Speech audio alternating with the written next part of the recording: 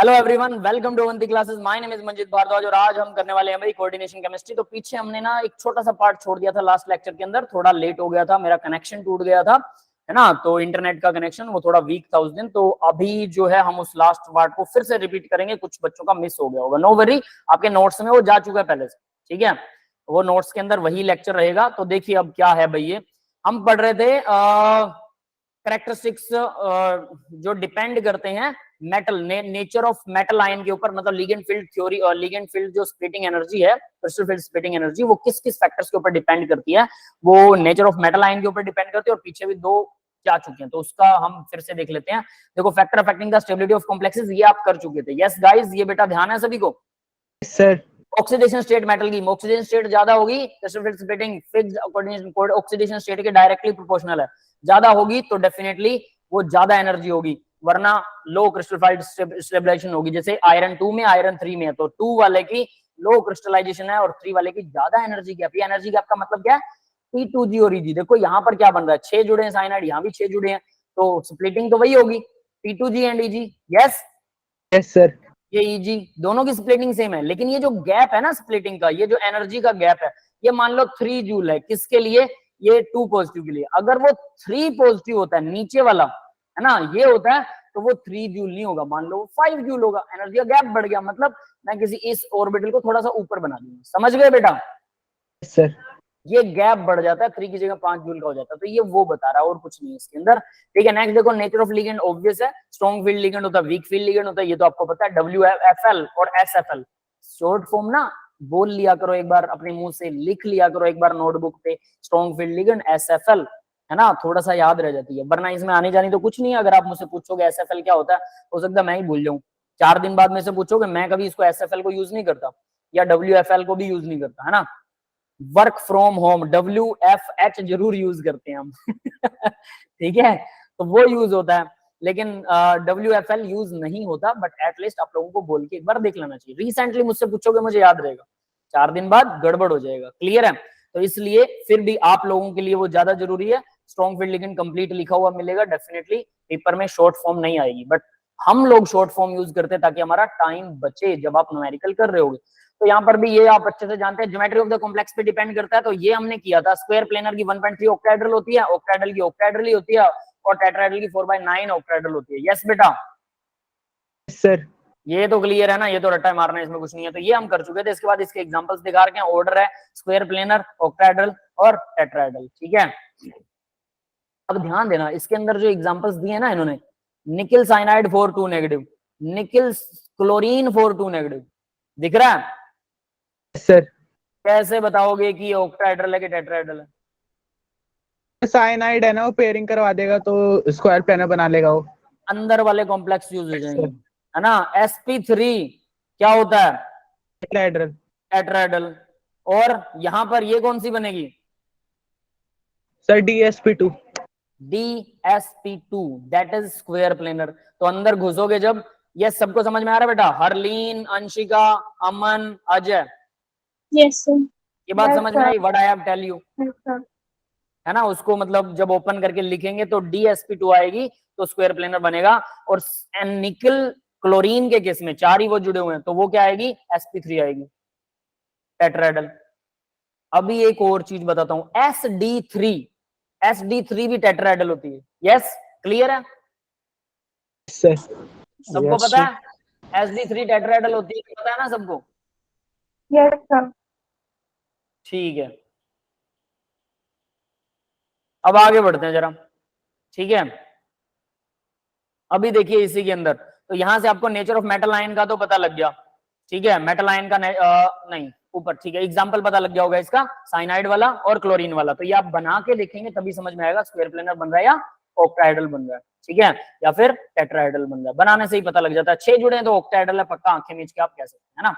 उसके अलावा कुछ गड़बड़ चलती है। तो अब आगे देखिए भाई, nature of metal cation, metal cation का नेचर, कैटायन के नेचर पर कैसे डिपेंड करता है। तो ये मैंने इंपॉर्टेंट लगाया था, crystal field splitting energy, same ligand oxygen state 3d 4d 5d, 3d 4d 5d, ligand अगर सेम लगा है, ठीक है, एंड ऑक्सीडेशन स्टेट भी सेम हो, same ligand and oxygen state, that is 3d 4d या 5d के लिए, 3D क्या होता है सबसे कम, 4D ज्यादा होता है, 5D सबसे ज्यादा।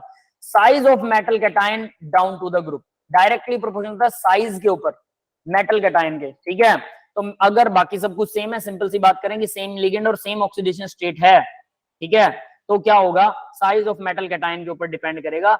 मेटल कैटायन का साइज देखो कम है तो क्रिस्टल फील्ड स्प्लिटिंग कम होगी, ज्यादा है डी 4D में आ रहा है, 5D में आ रहा है, समझ में आ रही है सर। मेटल कैटायन का साइज कम ज्यादा हो रहा है तो साइज ऑफ मेटल कैटायन के ऊपर डिपेंड करेगा। Note, delta increasing along the period down to the group, जो एनर्जी है अलोंग द पीरियड, पीरियड के अलोंग मतलब लेफ्ट टू राइट, और डाउन द ग्रुप ये क्या होता है। एक मिनट रुकिए, मेरा फोन आ रहा है, शायद आनंद सर का ही फोन आ रहा है कि वो बच्चे पूछने वाले कहाँ गए, है ना, वेट।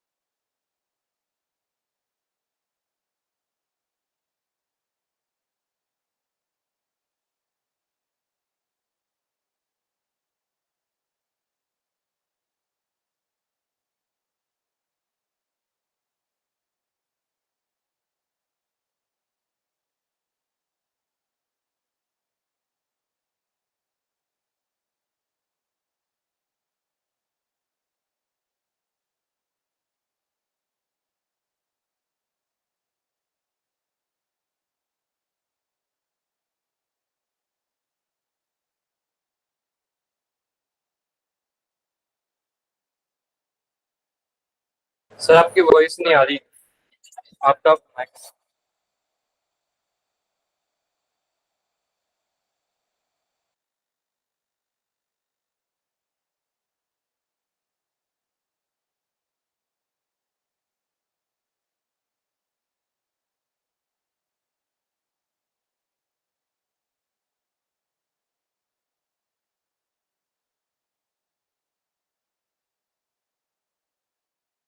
हाँ बेटा, ये एक्चुअल में आनंद सर का ही फोन था, मैंने उनको मैसेज डाला था कि ग्रुप को सही करो, तो वो कहते केमिस्ट्री की है, क्योंकि मैंने एक बार गड़बड़ कर दी थी, सारे ग्रुप्स में केमिस्ट्री का मैसेज डाल दिया और क्लासेस कोई और थी, तो मेरे को मैसेज आए टीचर्स के कि सर आपने क्या कर दिया, समझ रहे हो, ठीक है। तो इसलिए मैं कंफ्यूजन नहीं डालना चाहता था, तो मैंने टीचर्स वाले ग्रुप में मैसेज डाला था कि सर बताओ आप कि ये क्या हो रहा है। फिर वो कहते केमिस्ट्री की क्लास है, मैंने कहा फिर डालो, आप डालो मैसेज, मैं नहीं डालने वाला, मेरे से गड़बड़ हो जाए, है ना।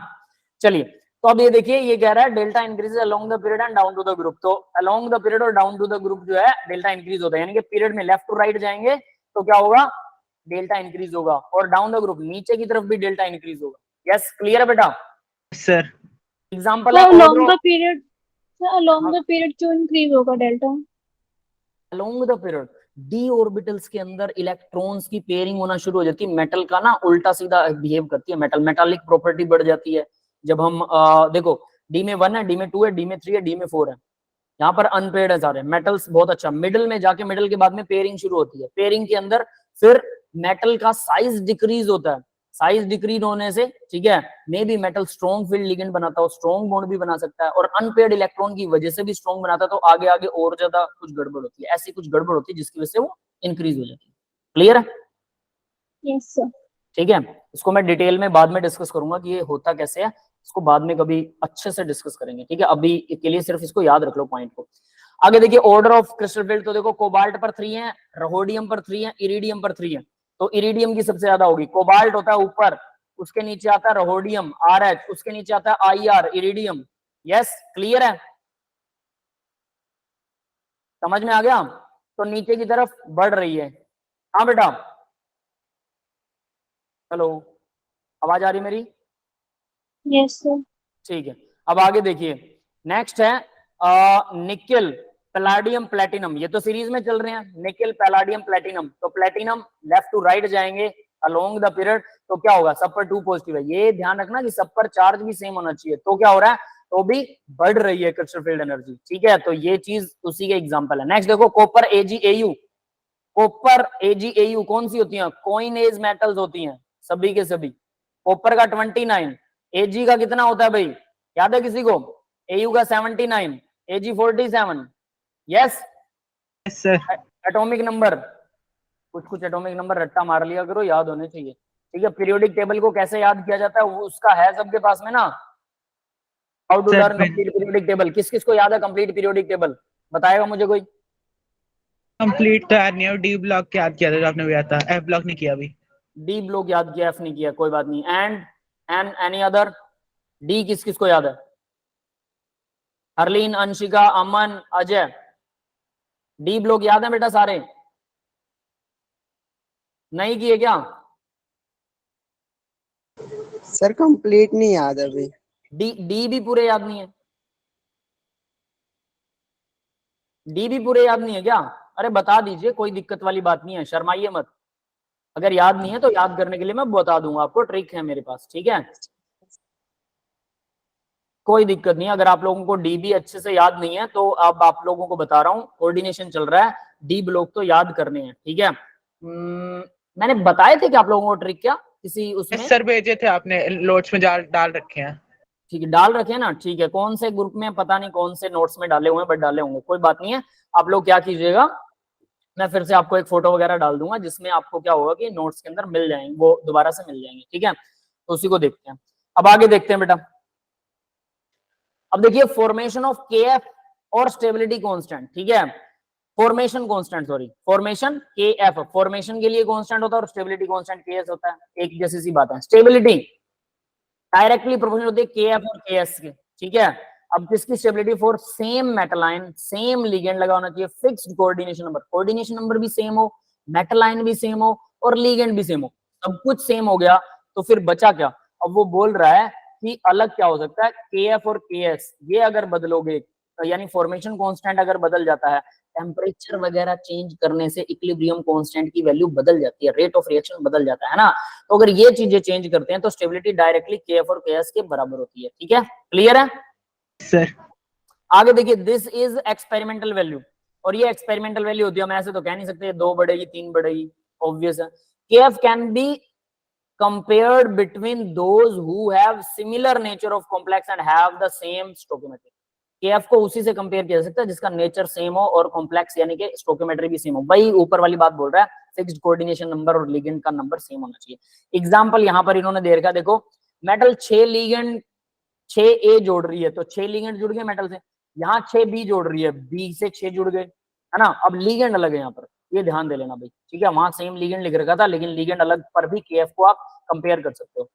As the stoichiometry is same in the above two reaction, we can compare KF value, तो KF वैल्यू को यहाँ पर कंपेयर किया जा सकता है। यस, क्लियर है ये बात?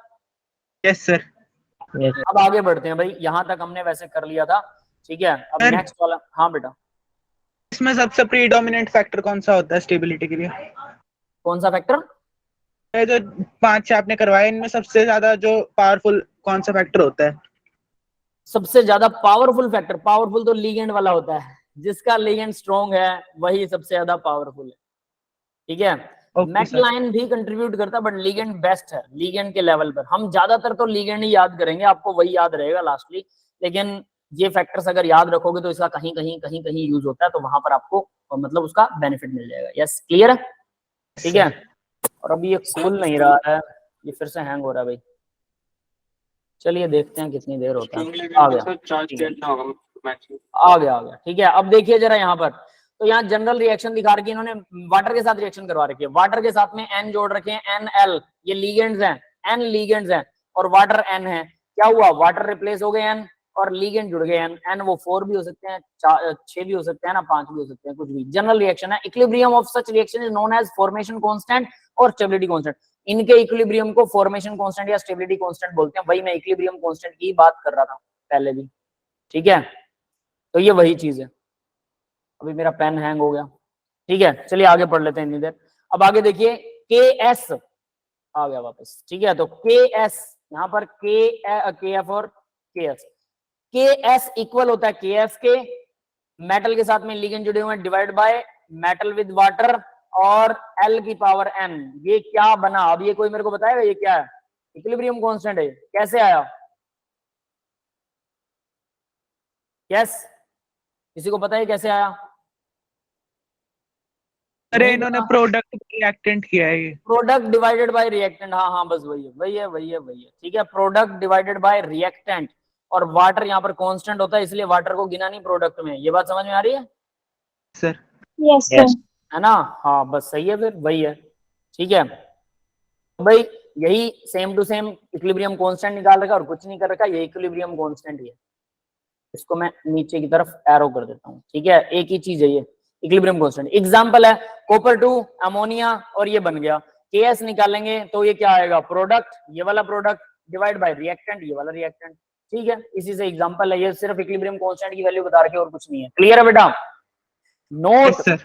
Greater the value of KF, KF या केएस दोनों एक ही बात है, more is the thermodynamic stability of the complex. बस ये लाइन याद रखना, greater the value of KF, more is the thermodynamically stability of the complex. अब मेरे को कोई एक चीज बताएगा, एक थर्मोडायनेमिकली स्टेबिलिटी होती है, एक होती है काइनेटिकली स्टेबिलिटी। यस सर दोनों के बीच में डिफरेंस जानता कोई? Can you discuss? जैसे थर्मोडायनेमिकली स्टेबल होते हैं, जैसे कि हम लेते हैं कि ग्रेफाइट और डायमंड है, तो सर ग्रेफाइट की जो एंथैल्पी है वो 0 होती है और डायमंड की कुछ ना कुछ होती है, तो सर ग्रेफाइट जो थर्मोडायनेमिकली ज्यादा स्टेबल है। सॉरी दोबारा बताना, ग्रेफाइट की एंथैल्पी? ग्रेफाइट की हम एंथैल्पी बाय डिफॉल्ट 0 लेते हैं, ठीक है, और सर डायमंड की कुछ ना कुछ होती है, तो सर ग्रेफाइट थर्मोडायनेमिकली ज्यादा स्टेबल है डायमंड से। ठीक है। ऐसे बताओगे कुछ और? ये ठीक है वैसे, लेकिन ये थोड़ा कॉम्प्लिकेट सा नहीं होगा? सिंपल भाषा में बताइए। एक थर्मोडायनेमिकल स्टेबिलिटी होती है, एक केमिकल स्टेबिलिटी होती है। मेरे को दोनों में डिफरेंस जानना है, समझ गए? आपने ठीक बताया, नो डाउट, लेकिन कुछ और केमिकल स्टेबिलिटी को जैसे कैसे कि जो define अगर कोई रिएक्शन स्पॉन्टेनियस है तो वो थर्मोडायनेमिकली अनस्टेबल होगा, मतलब वो पहले से हो रहा है तो थर्मोडायनेमिकली अनस्टेबल होगा। नहीं, ये वन ऑफ द रीजन नहीं है। नहीं बेटा सुनो, मैं बता देता हूँ, चलो देखिए। थर्मोडायनेमिकल स्टेबिलिटी का मतलब जब इसको गर्म करेंगे ना, तो ये कितना स्टेबल, कितनी कितनी देर टेम्परेचर देने के बाद टूटेगा। जैसे ग्रेफाइट 0 एनर्जी मानते हैं और ग्रेफाइट को एनर्जी देते रहो तो टूट जाएगा, है ना। कितनी देर बाद, मान लो 10 आवर मैंने उसको हीट किया और ग्रेफाइट खत्म। डायमंड को हीट किया, डायमंड 9 घंटे में खत्म हो गया, तो ज्यादा स्टेबल कौन सा हुआ? ग्रेफाइट। समझ में आया? Yes sir. सेम टेम्परेचर पर मैंने दोनों को गर्म किया। मान लो room temperature 25 degree Celsius, 25 degree Celsius के ऊपर मैं ग्रेफाइट को लेता हूँ, डायमंड को लेता हूँ, दोनों को गर्म कर रहा हूँ। दोनों में जल्दी बॉन्ड किसके टूटेंगे? कौन लिक्विफाई हो जाएगा? That is called thermodynamical stability, ठीक है। मतलब वो बॉन्ड टूट गए उसके आपस में। अब केमिकल स्टेबिलिटी क्या होती है? अब यहाँ पर मैं आपको एक बड़ा अच्छा इंटरेस्टिंग सी चीज बताता हूँ, आपको शायद पता होगा, +1 में शायद पढ़ा हो आप लोगों ने, ठीक है। कार्बन कार्बन डबल बॉन्ड, ये स्ट्रॉन्ग होता है अगर आप इसे हीट कर रहे हो, ठीक है। एक कढ़ाई ले लेते हैं हमने, डबल बॉन्ड वाले कार्बन को, CH2 को हमने क्या किया? हीट कर दिया, ठीक है बेटा। अब दूसरा एक और कढ़ाई लेता हूं मैं, और इसके अंदर CH3 को, carbon carbon single bond, CH3 इसको मैं हीट कर रहा हूं। पहले कौन सा टूटेगा? Single bond. Single bond bond टूटेगा। वाला। ये वीक होता है, ये पता लग गया। Double bond is always stronger than single bond, सीधी सी बात है भाई, डबल बॉन्ड है स्ट्रॉन्गर होगा। लेकिन अगर मैं केमिकल रिएक्शन करवाऊं, अगर हाइड्रोजन का H पॉजिटिव आयन का अटैक करवाऊं, तो कौन पहले टूटेगा? Double one. Double bond. Double bond are more reactive toward the nucleophilic addition, है ना, और इलेक्ट्रोफिलिक एडिशन जो भी होगा, जो भी व्हाटएवर इज पॉसिबल है नाउ। बट सिंगल बॉन्ड क्या होता है? ये तो इनर्ट होते हैं। पैराफिन वैक्स, एल्केन्स का दूसरा नाम है पैराफिन वैक्स, है ना, याद है? पैराफिन वैक्स है एल्केन का दूसरा नाम, जिसका मतलब क्या होता है? Little affinity. लिटिल एफिनिटी मतलब ये रिएक्शन नहीं करते, केमिकली इनर्ट है कार सिंगल बॉन्ड, लेकिन वीक है डबल बॉन्ड से। केमिकली रिएक्टिव है डबल बॉन्ड, क्योंकि H पॉजिटिव आयन अगर इसके पास आए, डबल बॉन्ड में क्या होता है? इलेक्ट्रॉन यहाँ ऊपर नीचे घूम रहे हैं, यस, तो H पॉजिटिव आयन आएगा, इससे इलेक्ट्रॉन आसानी से ले लेगा, जल्दी सी रिएक्शन हो जाएगी। तो केमिकली रिएक्टिव है double bond, but thermodynamically stable है डबल बॉन्ड। क्लियर है सर? समझ Yes, गए yes, बेटा? sir. ये सुनना चाहता था मैं, जो आपने बताया वो भी ठीक है, वो थर्मोडायनेमिक्स के हिसाब से आपने बता दिया, लेकिन ये सुनना चाहता था मैं। यस, किसी को डाउट है इसमें? No sir. No sir. अभी याद रहेगा ना, केमिकली और थर्मोडायनेमिकली, बहुत आसान सा एग्जांपल है बेटा, ठीक है। चलिए अब बात करते हैं, एक और स्टेबिलिटी है भाई, चिलेशन। मतलब ये जो आपको बताया ना KF KS वाला, ये तो प्योर एक्सपेरिमेंटल बेस पर है। भाई KF की वैल्यू ज्यादा है कम है कैसे निकालोगे, प्रोडक्ट बाय रिएक्टेंट करके, मतलब हमें हमारे पास कोई लॉजिक नहीं है, भाड़ में गए लॉजिक, सबको आग लगा दी और मॉलिक्यूल को भी आग लगा दी, ठीक है। और उसके बाद इसका एक्सपेरिमेंट करके देखा भाई इन दोनों का डिवाइड क्या आ रहा है, KF की वैल्यू क्या आ रही है, तो एक्सपेरिमेंट से आया जिसकी वैल्यू ज्यादा आ रही है वो ज्यादा स्टेबल है, बात ही खत्म। क्लियर है। और वो थर्मोडायनेमिकली ज्यादा स्टेबल है, तो सीधा निकालने का तरीका क्या है, सीधा गर्म करके देखो जिसके बॉन्ड जल्दी टूट जाते हैं, बात खत्म। टेम्परेचर नोट करो, टाइम नोट करो, जिस जो जल्दी टूट रहा है थर्मोडायनेमिकली लेस स्टेबल है, जो कम टूट रहा है थर्मोडायनेमिकली ज्यादा स्टेबल है, ज्यादा स्टेबल है उसका केएस ज्यादा होगा। Yes yes sir. इस बात में कोई लॉजिक ही नहीं है, सही बात की जाए तो इस बात में कोई लॉजिक ही नहीं है, समझ गए मेरी बात, है ना। Yes. तो ये बिना बिना लॉजिक वाली बात है, सिंपली आप इसे ऐसे कह सकते हैं। तो ये एक्सपेरिमेंटल बात है। लेकिन चिलेशन, चिलेशन अब आपको आना चाहिए, एक्स्ट्रा स्टेबिलिटी होती है चिलेशन से। क्या बताया था, रिंग बन जाती है जब लिगेंड मेटल के साथ रिंग बना लेता है, तो क्या बोलते हैं उसको, चिलेशन बोलते हैं। That's it. सबको समझ में आ गया। तो ये भाई वही है, stability directly proportional to the number of the ring in the chelate ion. अब एक और चीज है, नंबर ऑफ रिंग पर directly number of rings in a chelate complex. Chelate complex में जितनी ज्यादा रिंग बनेंगे उतनी ज्यादा स्टेबिलिटी होगी। और एक चीज बताइए, 4 मेंबर्ड रिंग स्टेबल होती है क्या, नहीं होती। 3 मेंबर्ड बिल्कुल भी नहीं होती, नहीं सर। 5 मेंबर्ड बहुत अच्छी स्टेबल होती है, 6 मेंबर्ड डिपेंड करे, और बेंजीन जैसी है एरोमेटिक है तो स्टेबल होगी, अगर एरोमेटिक नहीं है तो 5 membered is more stable then 6 membered, याद रखना, ठीक है। तो वहां पर कई बार आपको कंफ्यूजन हो जाएगी 6 वाली ज्यादा है कि 5 वाली ज्यादा, उसका कुछ ना कुछ स्पेसिफिक रीजन होगा, जब वो सामने आएगा तो आपको बता दिया जाएगा, ऑर्गेनिक में करेंगे इसको। लेकिन 5 मेंबर्ड रिंग जो है वो जनरली ज्यादा स्टेबल होती है, अगर वो बेंजीन रिंग या एरोमेटिसिटी जैसा ऐसा कोई रूल नहीं लग रहा तो, ठीक है। अब आगे बढ़ते हैं। तो क्या 7 मेंबर्ड रिंग स्टेबल होती है, अब क्योंकि ज्यादा रिंग तो ज्यादा स्टेबल होनी चाहिए, 7 मेंबर्ड बिल्कुल नहीं स्टेबल होती, बड़ी हो जाती है, बड़ी रिंग होगी तो लचीलापन बढ़ जाएगा, flexibility of the ring will be more, so break down of the ring is easy. समझ गए।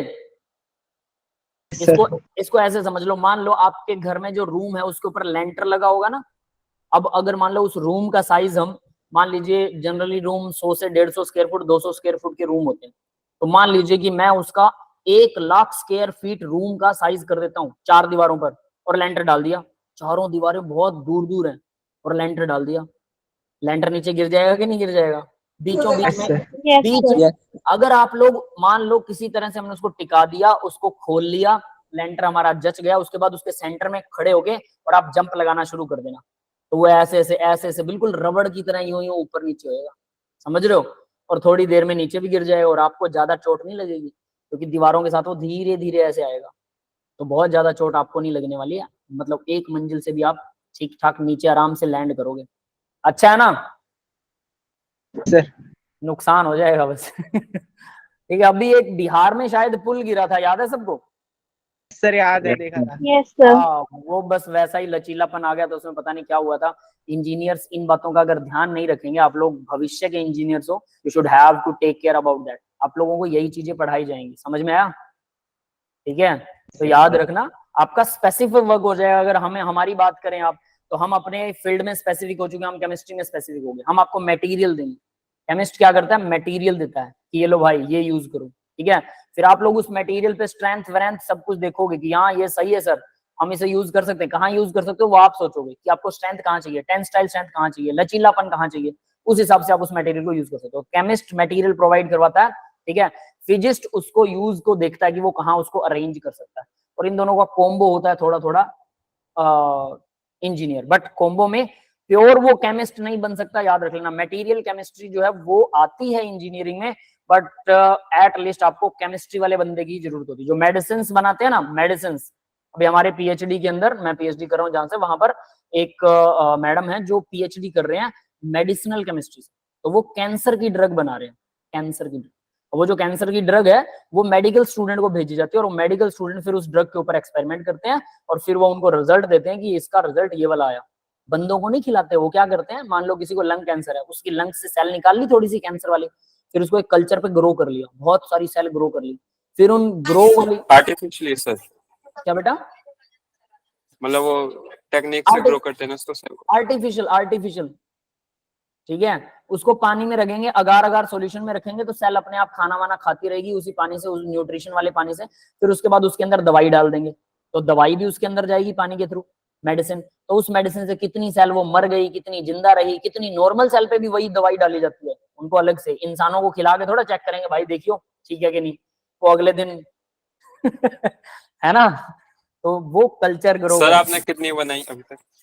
अरे मैंने नहीं बनाई अभी भाई, मैंने नहीं बनाई है। एक मैडम है, उनका वो है मेडिसिन बनाने वाला, उन्होंने एक वो लिया है, क्या बोलते हैं, टॉपिक है उनका। मेरा ऐसा टॉपिक नहीं है, मैं खतरनाक वाले टॉपिक नहीं लेता, उनमें रेडियो एक्टिव और पता नहीं क्या क्या चीजें देखनी पड़ती है। तो मैंने एक सिंपल टॉपिक चूज किया, एडजॉर्प्शन दिखा रहा हूँ मैं काम कर रहा हूँ टिन पर। टिन सुना है? SN। Yes sir. बहुत Yes, अच्छा, sir. बहुत अच्छा मेटल है, नॉन मेटल है, मेटलॉइड है, पता नहीं क्या, देखना उसको, ठीक है, लेकिन मेटल तो नहीं है, शायद हो भी सकता है, पीरियोडिक टेबल में देखना पड़ेगा। मेटल है शायद, ठीक है। तो टिन, हाँ टिन मेटल है। अब देखिए मेटल पर काम कर रहा हूँ और टिन के ऊपर, तो टिन क्या करता है, बहुत अच्छा होता है ये हमारे खाने के लिए, लेकिन इससे ना पेस्टिसाइड भी बनाए जाते हैं, फसलों को जो पेस्ट लग जाते हैं वो भी इस टिन से ही बनाए जाते हैं, लेकिन खाने में हमारे लिए बहुत अच्छा होता है। इसीलिए आप लोगों ने ब्रोंज का मेटल, ब्रोंज सुना? ब्रोंज एक ब्रास होता है, पिक्कल, Yes, sir. एक ब्रोंज होता है कांसा, कांसे के बर्तन आते हैं, उसमें टिन होता है, जिंक होता है, कॉपर होता है। टिन, जिंक, कॉपर, मतलब हम टिन खा रहे हैं, और टिन के कुछ डेरिवेटिव होते हैं, टिन ऑक्साइड खाते हैं हम, टिन के कुछ डेरिवेटिव होते हैं, नैनो पार्टिकल की फॉर्म में हमारी बॉडी में जाता है वो, टिन के कुछ डेरिवेटिव होते हैं, ठीक है, जो डेरिवेटिव किसमें यूज होते हैं? पेस्टिसाइड्स में। पेस्टिसाइड मतलब किसी चीज को मारने के लिए टिन भेजा जा रहा है, बिल्कुल, और हम उसको खा रहे हैं, जहर खा रहे हैं, बिल्कुल, लेकिन वो हमारे लिए बहुत बेनिफिशियरी होता है, उसकी वो कंपोजिशन अलग है, ये कंपोजिशन अलग है। और अगर इसका एड्जॉर्प्शन करवा के, और एक कई हैवी मेटल्स का एड्जॉर्प्शन करवाने का मेरा मूड है कि ऐसा कुछ काम मेरा कर चल रहा है, ठीक है, तो अगर वो बढ़िया आ जाता है तो ये हमारे लिए बहुत हेल्दी भी होगा, क्योंकि वाटर के अंदर टिन के पार्टिकल, जब जो इंडस्ट्रियल वेस्ट वाटर होता है उसके अंदर इसको यूज किया जाएगा, टिन के पार्टिकल घुल जाएंगे तो पानी में टिन की प्रॉपर्टी आ जाएगी, जो आप मेटल से लेते थे, जो आपके घरों तक पहुंचेगा, ज्यादा नहीं, थोड़े से, और नैनो पार्टिकल ही चाहिए होते हैं शरीर को, बहुत ज्यादा चाहिए भी नहीं, तो उस पानी को साफ भी हो जाएगा और टिन के पार्टिकल्स भी आ जाएंगे, डबल बेनिफिट हो जाएगा। जैसे जिंक होता है ना, इम्यून सिस्टम को बढ़ाता है, जिंक ऑक्साइड, वैसे ही टिन ऑक्साइड होता है, जो कि आपका कुछ ना कुछ बॉडी के अंदर जाके फायदा करता है। मैंने बहुत ज्यादा इसका मेडिकल बैकग्राउंड नहीं चेक किया, लेकिन मुझे ये पता है कि ऐसा करता है। इस वर्क के ऊपर मैं कुछ वर्क कर रहा हूँ, ठीक है। खैर आप लोग बड़े हो जाएंगे ना, तब पता लगेगा पीएचडी क्या होती है, अभी नहीं, इसको ज्यादा डिस्कस नहीं करेंगे हम डिटेल में, बहुत सारे फचड़े होते हैं बेटा। चलिए अब आगे बढ़ते हैं। तो what will be the stability order of the following complex in, इनकी स्टेबिलिटी ऑर्डर बताइए भाई। निकेल 6 है 2 पॉजिटिव, इन है 2 पॉजिटिव, डाई इन है 2 पॉजिटिव, ये सबसे ज्यादा स्टेबल, ये थोड़ा कम, ये सबसे कम। Yes Yes. क्या लगा? क्यों? बस स्टेबिलिटी, ये रिंग रिंग है, है, ये 2 रिंग है, ये 1 रिंग है, और ये रिंग है ही नहीं, बस क्लियर है। सर इन में तो 3 रिंग होगी ना, 3 इन लगे हुए हैं। अरे हाँ ये तो 3 लगे हैं, ठीक है, डाई इन 2, और ये डाई इन 2 है, इसमें 4 हो जाएंगे, ठीक है भाई, फिर भी ऑर्डर वही रहेगा, ठीक है, बस हमने 3 देखा ही नहीं। क्लियर है? ये रहा नीचे आंसर, क्लियर है बेटा? Yes sir. Yes, sir. बस ये होता है इसका ऑर्डर। अब अगला पेज देखते हैं, इसके अंदर वो क्या कह रहा है। सर ये रिंग कैसे किया सर? क्या बेटा? रिंग वाला रिंग वाला समझ नहीं आया, बताता हूँ। देखो जरा, मेटल अगर इथाइलिन डाइअमाइन से जुड़ता है, NH2 CH2 CH2 NH2, ये लोन पेयर डोनेट कर रहा है मेटल को इधर से, ये लोन पेयर डोनेट कर रहा है मेटल इधर को, क्या बनेगी? पेंटागनल रिंग बनेगी। क्लियर है सर इसको इन बोलते हैं, मेटल जुड़ गया इन के साथ, इन। अब अगर ये इन 2 जुड़े हों तो रिंग 2 हो जाएंगी, सीधी सी बात है। तो इस तरफ भी इन जोड़ देता हूं ऐसे करके, इसको ऐसे करके ऐसे दिखा सकते हो। अब अगर सिंपल हम कॉम्प्लेक्स जोड़ते हैं, सिंपल मतलब हमारा लिगेंड जोड़ते हैं, साइनाइड जोड़ दिया, ये तो कोई रिंग विंग नहीं बनाता, चाहे 5 जोड़ दो, चाहे 6 जोड़ दो, चाहे 7 जोड़ दो, चाहे 8 जोड़ दो, इसने तो रिंग बनाना नहीं है। तो इसकी बजाय इसकी स्टेबिलिटी, रिंग वाले की स्टेबिलिटी ज्यादा होती है, दैट इज सेम। क्लियर है बेटा? Yes sir. रिंग ज्यादा होंगी तो स्टेबिलिटी और बढ़ जाएगी, यही बात बोल रहे हैं, बस और कुछ नहीं। ठीक है, तो चलिए भाई अब आगे बढ़ते हैं जरा इसमें। तो लास्ट पार्ट है इसका प्रीवियस लेक्चर का, तो देखिए इन्होंने वही चीज दिखा रखी है। अमोनिया 6 जुड़े हुए हैं, सीधे सीधे जुड़े हुए हैं। इन मतलब इथाइलिन डाइअमाइन, ये अभी अभी मैंने दिखाया था, ये CH2 है, ये भी CH2 है, याद रख लेना। तो ये क्या करता है, पेंटागोनल रिंग बना रहा है, 3 इन जुड़े हुए हैं, 2 रिंग बन गई, 3 रिंग बन गई। इसमें क्या डाई इन, 2 बार इन है, NH2 CH2 CH2 NH फिर CH2 CH2 NH2, ये एक मॉलिक्यूल यहां से लेकर यहां तक है, दूसरा मॉलिक्यूल यहां से लेकर यहां तक है। रिंग कितनी बन रही है इसमें, 4 रिंग बन रही है, ध्यान दो तो, एक एरी एक एरी एक एरी एक एरी, ज्यादा रिंग ज्यादा stability, number of ring 4 3 0। Stability क्या होगा, पहले 0 वाला, फिर 3 रिंग वाला, फिर 4 रिंग वाला। यस, ये डाई इन है, क्लियर है बेटा?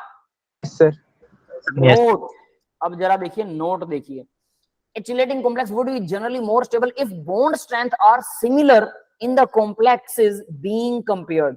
चिलेटिंग जो है वो चिलेटिंग कॉम्प्लेक्स जो वो ज्यादा स्टेबल होता है कब, bond strength are similar, bond की स्ट्रेंथ सिमिलर होती है कॉम्प्लेक्सेस बीइंग कंपेयर्ड, जिससे हम कंपेयर कर रहे हैं। मतलब अगर मान लो निकिल के साथ में मैं साइनाइड जोड़ने की बजाय अमोनिया जोड़ दूं, NH3 NH3 NH3 चारों तरफ, तो अब एक तो अमोनिया डायरेक्टली जुड़ गया, एक मैं इन जोड़ दूं जो रिंग बना रहा है, अब इसको कंपेयर करना आसान है, ये कह रहा है, और डेफिनेट है रिंग वाला क्या होगा, ज्यादा स्टेबल होगा। बट अगर आप इसकी जगह निकिल के साथ में साइनाइड जोड़ रहे हो, तो देखो इसमें थोड़ी सी डिफिकल्टी ये आएगी कि साइनाइड को कंपेयर इससे कर तो रहे हो आप, बट भाई साइनाइड अपने आप में अलग इफेक्ट दिखाता है, तो इसलिए इसको डायरेक्टली कंपेयर करना अच्छी बात नहीं है। यस, क्लियर है? Yes sir. That is the thing it is saying. ठीक है भाई, तो ये तो हमारा प्रीवियस लेक्चर जो थोड़ा सा रह गया था, हमने इसको डिस्कस किया। अब बात करते हैं बेटा आज के लेक्चर की, तो let's start it. Let me import this file.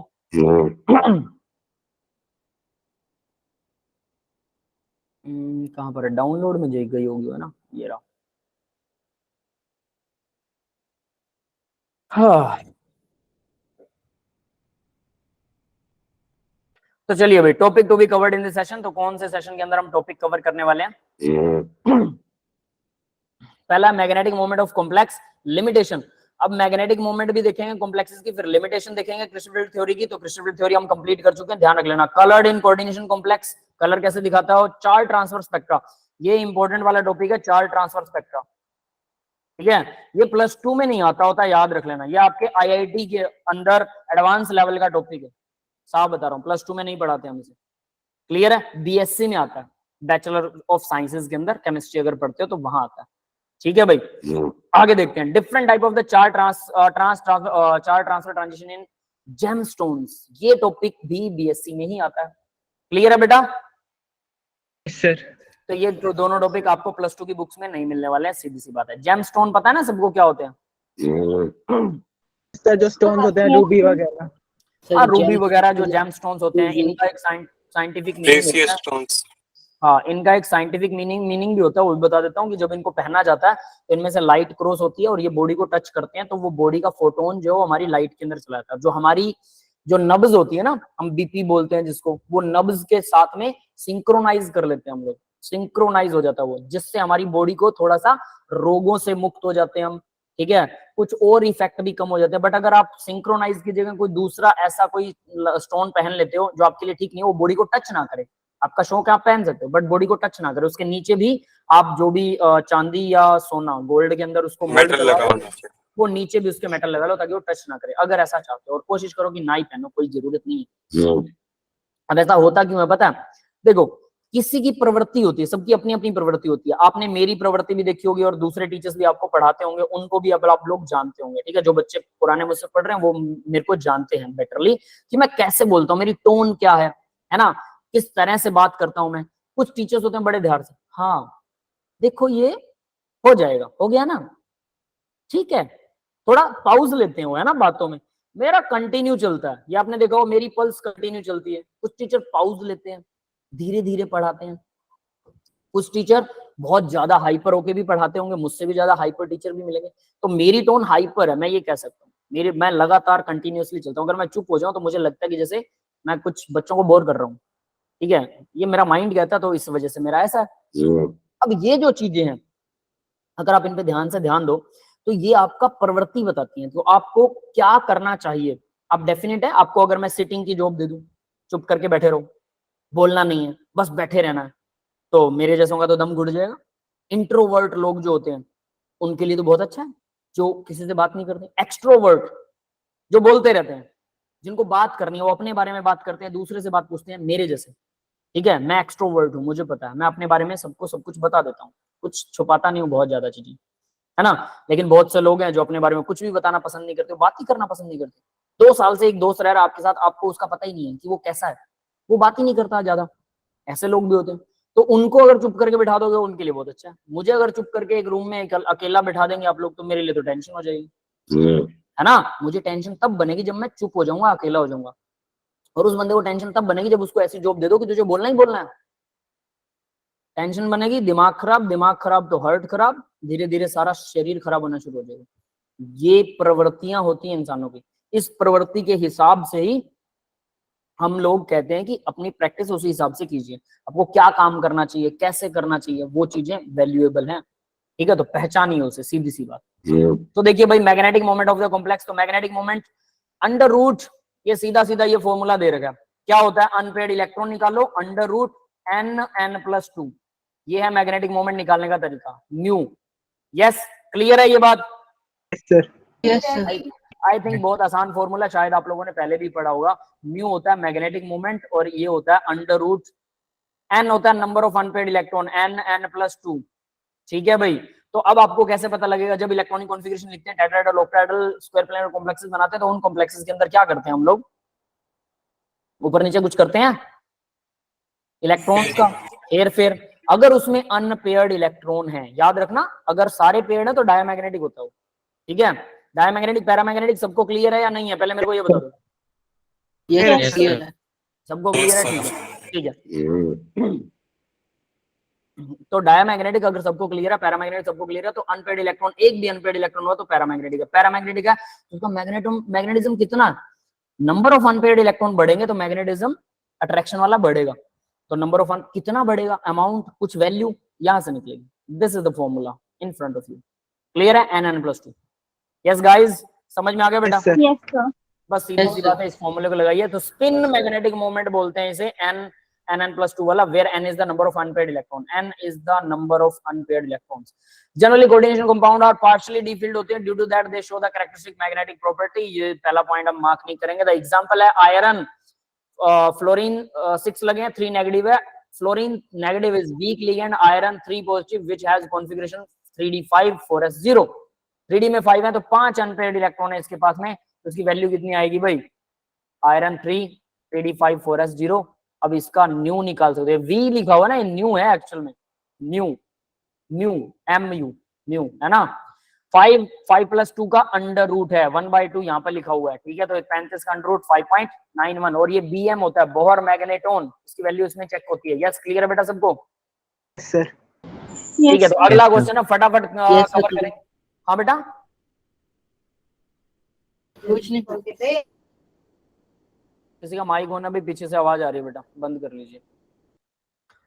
आगे देखते हैं, the magnetic moment of the octahedral complex Mn2 positive complex 5.9 Bohr magneton, इसने दे रखा है, इतना है Mn2 का, ऊपर यही निकाला था हमने, ध्यान दे लेना, मतलब 5 अनपेयर्ड इलेक्ट्रॉन है, बात खत्म। Suitable ligand for the complex कौन सा है, साइनाइड है या इथाइलिन डायमाइन है या NCS है या CO है, कैसे पता करोगे? जो स्ट्रॉन्ग है वो पेयरिंग करवाएगा ये, हाँ बेटा ये पेयरिंग करवाएंगे, है ना। इथाइलिन डायमाइन भी स्ट्रॉन्ग है, ये भी पेयरिंग करवा सकता है।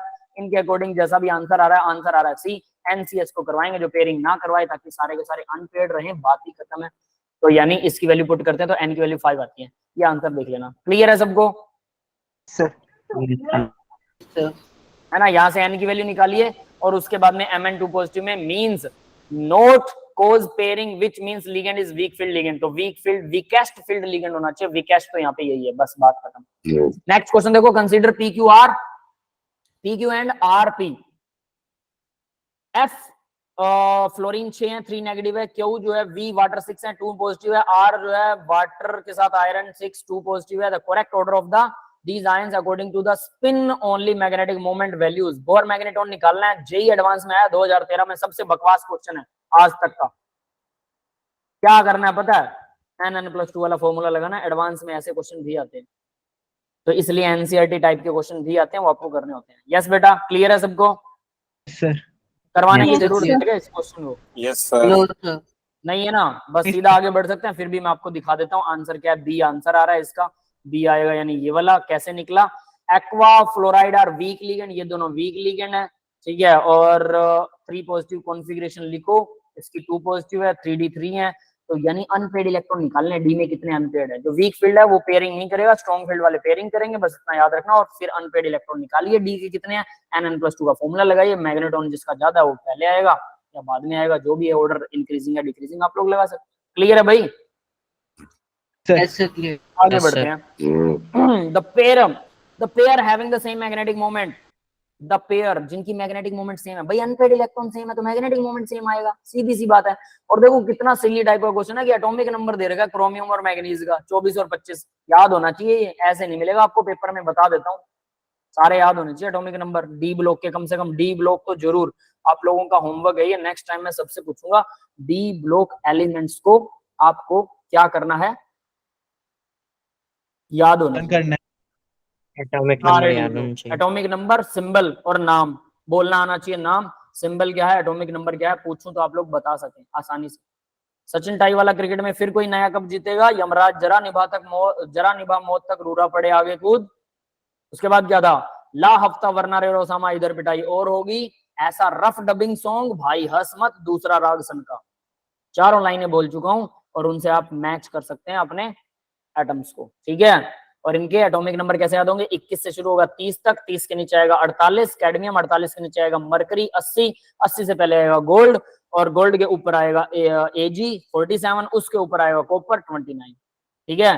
तो इससे अब बैक चलना शुरू हो जाओ, लैंथेनम का 57 होता है, 71 से शुरू हो जाएगा वो, और नीचे वाला क्या है 103 से शुरू होगा। और एक्टेनॉइड का कितना होता है भाई 80, क्या होता है 89, इज दिस को बताएगा मेरे को, मैं थोड़ा भूल गया हूं, बट एटलीस्ट वो उसके बाद में शुरू होगा 103 से। एक्टेनाइड के बाद में ऐसा रफ RF रदरफोर्डियम 103 से शुरू होता है, ठीक है। तो इनकी शुरुआती नंबर भी पता होने चाहिए, लास्ट नंबर भी पता होना चाहिए, बीच में F ब्लॉक आते हैं तो उनका नंबर निकाल के आगे वाले एलिमेंट को भी पता होना चाहिए। क्लियर है बेटा? Yes sir. ये सारे एटॉमिक नंबर पहले और लास्ट के और बीच में F ब्लॉक वाले, पहले लास्ट के और बीच में F ब्लॉक वाले भरे जाते हैं 5वीं और 6ठी शेल में, बस वो याद करने। पहले लास्ट के 3-3 है, बीच में F ब्लॉक के 2-2 हैं, ठीक है। तो पहला पद याद है तो पहली लाइन तो वैसे भी याद होती है, 21 से 30 सबको याद है, तो 2 तो भूल ही जाओ। 80 मरकरी और 48 कैडमियम, ये भी याद हो जाता है बहुत आसानी से, ठीक है। एक बार पढ़ना बस, ज्यादा नहीं, बट याद होना चाहिए। तो यहाँ देखो pairing, pair having the same magnetic moment, कौन से पेयर का मैग्नेटिक मोमेंट सेम है, आयरन का 26 है, कोबाल्ट का 27 है, जेई मेन में 2016 के अंदर क्वेश्चन आया था। तो कैसे पता करेंगे same magnetic moment, number of unpaired electron same होना चाहिए, वही निकालना, ऑप्शन ए इज करेक्ट। तो मुझे नहीं लगता कि ये करवाने की जरूरत है, बट आपको करने की जरूरत है क्योंकि प्रैक्टिस बहुत बहुत बहुत जरूरी होती है। जो क्वेश्चन आसान लगे उसको भी पेन और नोटबुक से करना, मैं पहले भी कह चुका हूँ। एनसीईआरटी के सारे क्वेश्चन आंसर पेन नोटबुक से कीजिए, मुश्किल क्वेश्चन आसान लगने लगेंगे, वो पहला स्टेप है। मेरा मानना है कि अगर आपको पहला लेसन बहुत अच्छे तरीके से आता है तो जो नेक्स्ट लेसन होगा, क्योंकि केमिस्ट्री तो केमिस्ट्री है ना, वो सिमिलर सी चीजें होती हैं, सिमिलर वाइब्स होती हैं, तो नेक्स्ट लेसन आपको 25% आ जाएगा। पहला लेसन 100% कर लीजिए, नेक्स्ट लेसन 25% आ गया। याद रखना, ये मेरी बात बहुत इंपॉर्टेंट है क्योंकि आपको आसानी से 25% समझ में आएगा। ऊपर ऊपर से भी करोगे 10 मिनट में 25% लेसन आ जाता है, इतना इजी होता है अगर हम किसी चीज को डीप से करते हैं। और हर रोज 100% रिजल्ट होना चाहिए आपका, मतलब जितने न्यूमेरिकल्स कर रहे हो या जो भी थ्योरी कर रहे हो वो फिंगर टिप्स पे होनी चाहिए, याद हो जाने चाहिए हर रोज 100%। एक भी गलती ना हो दोबारा अगर आपसे कोई टेस्ट ले, तो उन्हीं न्यूमेरिकल और उन्हीं क्वेश्चंस का और उन्हीं थ्योरी का अगर टेस्ट ले तो 100% हर रोज रिजल्ट करते हो तो 90% रिजल्ट आप लास्ट में पेपर वाले दिन दे सकते हो, 90 या 80%। अगर हर रोज एक भी गलती करते हो, 10 क्वेश्चन में एक क्वेश्चन गलत है, 90% रिजल्ट है, डेफिनेटली आप 70% पे आ जाओगे। फाइनल रिजल्ट आपका 70 होगा क्योंकि जो पूरे सिलेबस का टेस्ट होगा तो बेटा 70 पे पहुंच जाओगे, 20% तो वैसे डाउन हो जाना। बात समझ में आ रही है सबको? सर और रोज 100% दीजिए, थोड़ा सा काम है, पूरा पूरा पूरा 100% याद होना चाहिए, थोड़ा सा काम, तभी आप फाइनल रिजल्ट पे अच्छा रिजल्ट दे पाओगे। जनरली बच्चे हर रोज थोड़ी मोटी मिस्टेक करते हैं ना, छोटी बहुत से मैंने बच्चे देखे छोटी सी मिस्टेक, कहते सर ये तो कोई बात नहीं है ना, मुझे बोलते हैं तो कोई बात नहीं, मैंने कहा कोई बात नहीं बेटा, सिलेक्शन भी नहीं होने वाला, कोई बात नहीं है ना, क्योंकि हर रोज का काम हर रोज करोगे तभी 100% करोगे तभी जाके तो आगे रिजल्ट अच्छा आएगा। और वो भी 90% होता है, अच्छा करेंगे तो 90% तक, और थोड़ा बहुत भी गलती ज्यादा होगी तो लास्ट फाइनल रिजल्ट 80% पे आता है। अगर हर रोज 100% सही कर रहे हो तो हर रोज का रिजल्ट आप देखकर अपना फ्यूचर का रिजल्ट बता सकते हो कि ये तो हम कर लेंगे। Yes, got it? Yes, sir. Got it. Yes, sir. चलिए, तो ये क्वेश्चन अब आप लोगों को खुद करना है भाई, स्लाइड में आपको मिल जाएगा, नो वरी। अमंग द निकल CO4, क्लोरीन Cl4 और कोबाल्ट निकल Cl4 है, फिर कोबाल्ट अमोनिया 4 है, क्लोरीन 2 है और Na3 लगा हुआ है, COF6 है और Na2O2 and CSO2। The total number of paramagnetic compounds is 2016 में जेईई एडवांस में आया। जेईई एडवांस याद रख लेना, छोटे लेवल का क्वेश्चन, छोटा सा क्वेश्चन है। कितने होंगे ढूंढे इसको बिना आंसर देखे। कोबाल्ट 4 है, सो और निकल कितना होता है भाई? निकल का एटॉमिक नंबर डी में 8 होते हैं, निकल में 28 होता है सर। डी में 8 होते हैं, 4s में 2 है। तो बताओ जरा, CO लगा हुआ है, CO क्या करेगा? और 4 लगे हुए हैं, पेयरिंग करवा देगा। तो 8 में पेयरिंग का कोई असर होता है क्या? हमने ऐसा कुछ किया था अगर याद हो नहीं सर। नो, तो सेम आएगा। सेम आता है, तो सेम आता है तो भाई ये टेट्राहेड्रल बनाया, स्क्वायर प्लेनर जो भी बनाएगा, मतलब इसमें पेयरिंग का तो कोई असर है नहीं। तो 8 भरे, कितने भरे जाएंगे? 2 4 6 7 और 8। क्लियर है? Yes, sir. दो अनपेयर्ड इलेक्ट्रॉन है इसके, सीधी सी बात है। ठीक है, तो paramagnetic, total number of paramagnetic compound, तो ये पैरामैग्नेटिक है कि नहीं है? Sir. बताना ये है कि पैरामैग्नेटिक है sir. नहीं। क्लोरीन है, क्लोरीन भी निकल के अंदर, लेकिन यहाँ 2 नेगेटिव दिखा रहा है, इसका मतलब निकल में 2 पॉजिटिव है। Yes, Yes, sir. निकल में 2 Yes, sir. पॉजिटिव है, तो 4s में से 2 जाएंगे, डी पे तो कोई असर होने वाला नहीं है, इसमें तो यही रहेंगे। ये भी क्या है? पैरामैग्नेटिक है। Magnetic. ठीक, नेक्स्ट देखो, कोबाल्ट है, अमोनिया 4 जुड़े, क्लोरीन 2 जुड़े, अमोनिया पे कोई चार्ज नहीं होता, एक क्लोरीन बाहर है, तो यानी 1 पूरे कॉम्प्लेक्स पर 1 पॉजिटिव चार्ज है और 2 क्लोरीन अंदर है, मतलब 2 पॉजिटिव चार्ज खत्म हो गया, तो कोबाल्ट पे 3 पॉजिटिव है। 3 पॉजिटिव कोबाल्ट कितना होगा? कोबाल्ट का एटॉमिक नंबर कितना होता है? डी में 7 होते हैं 27।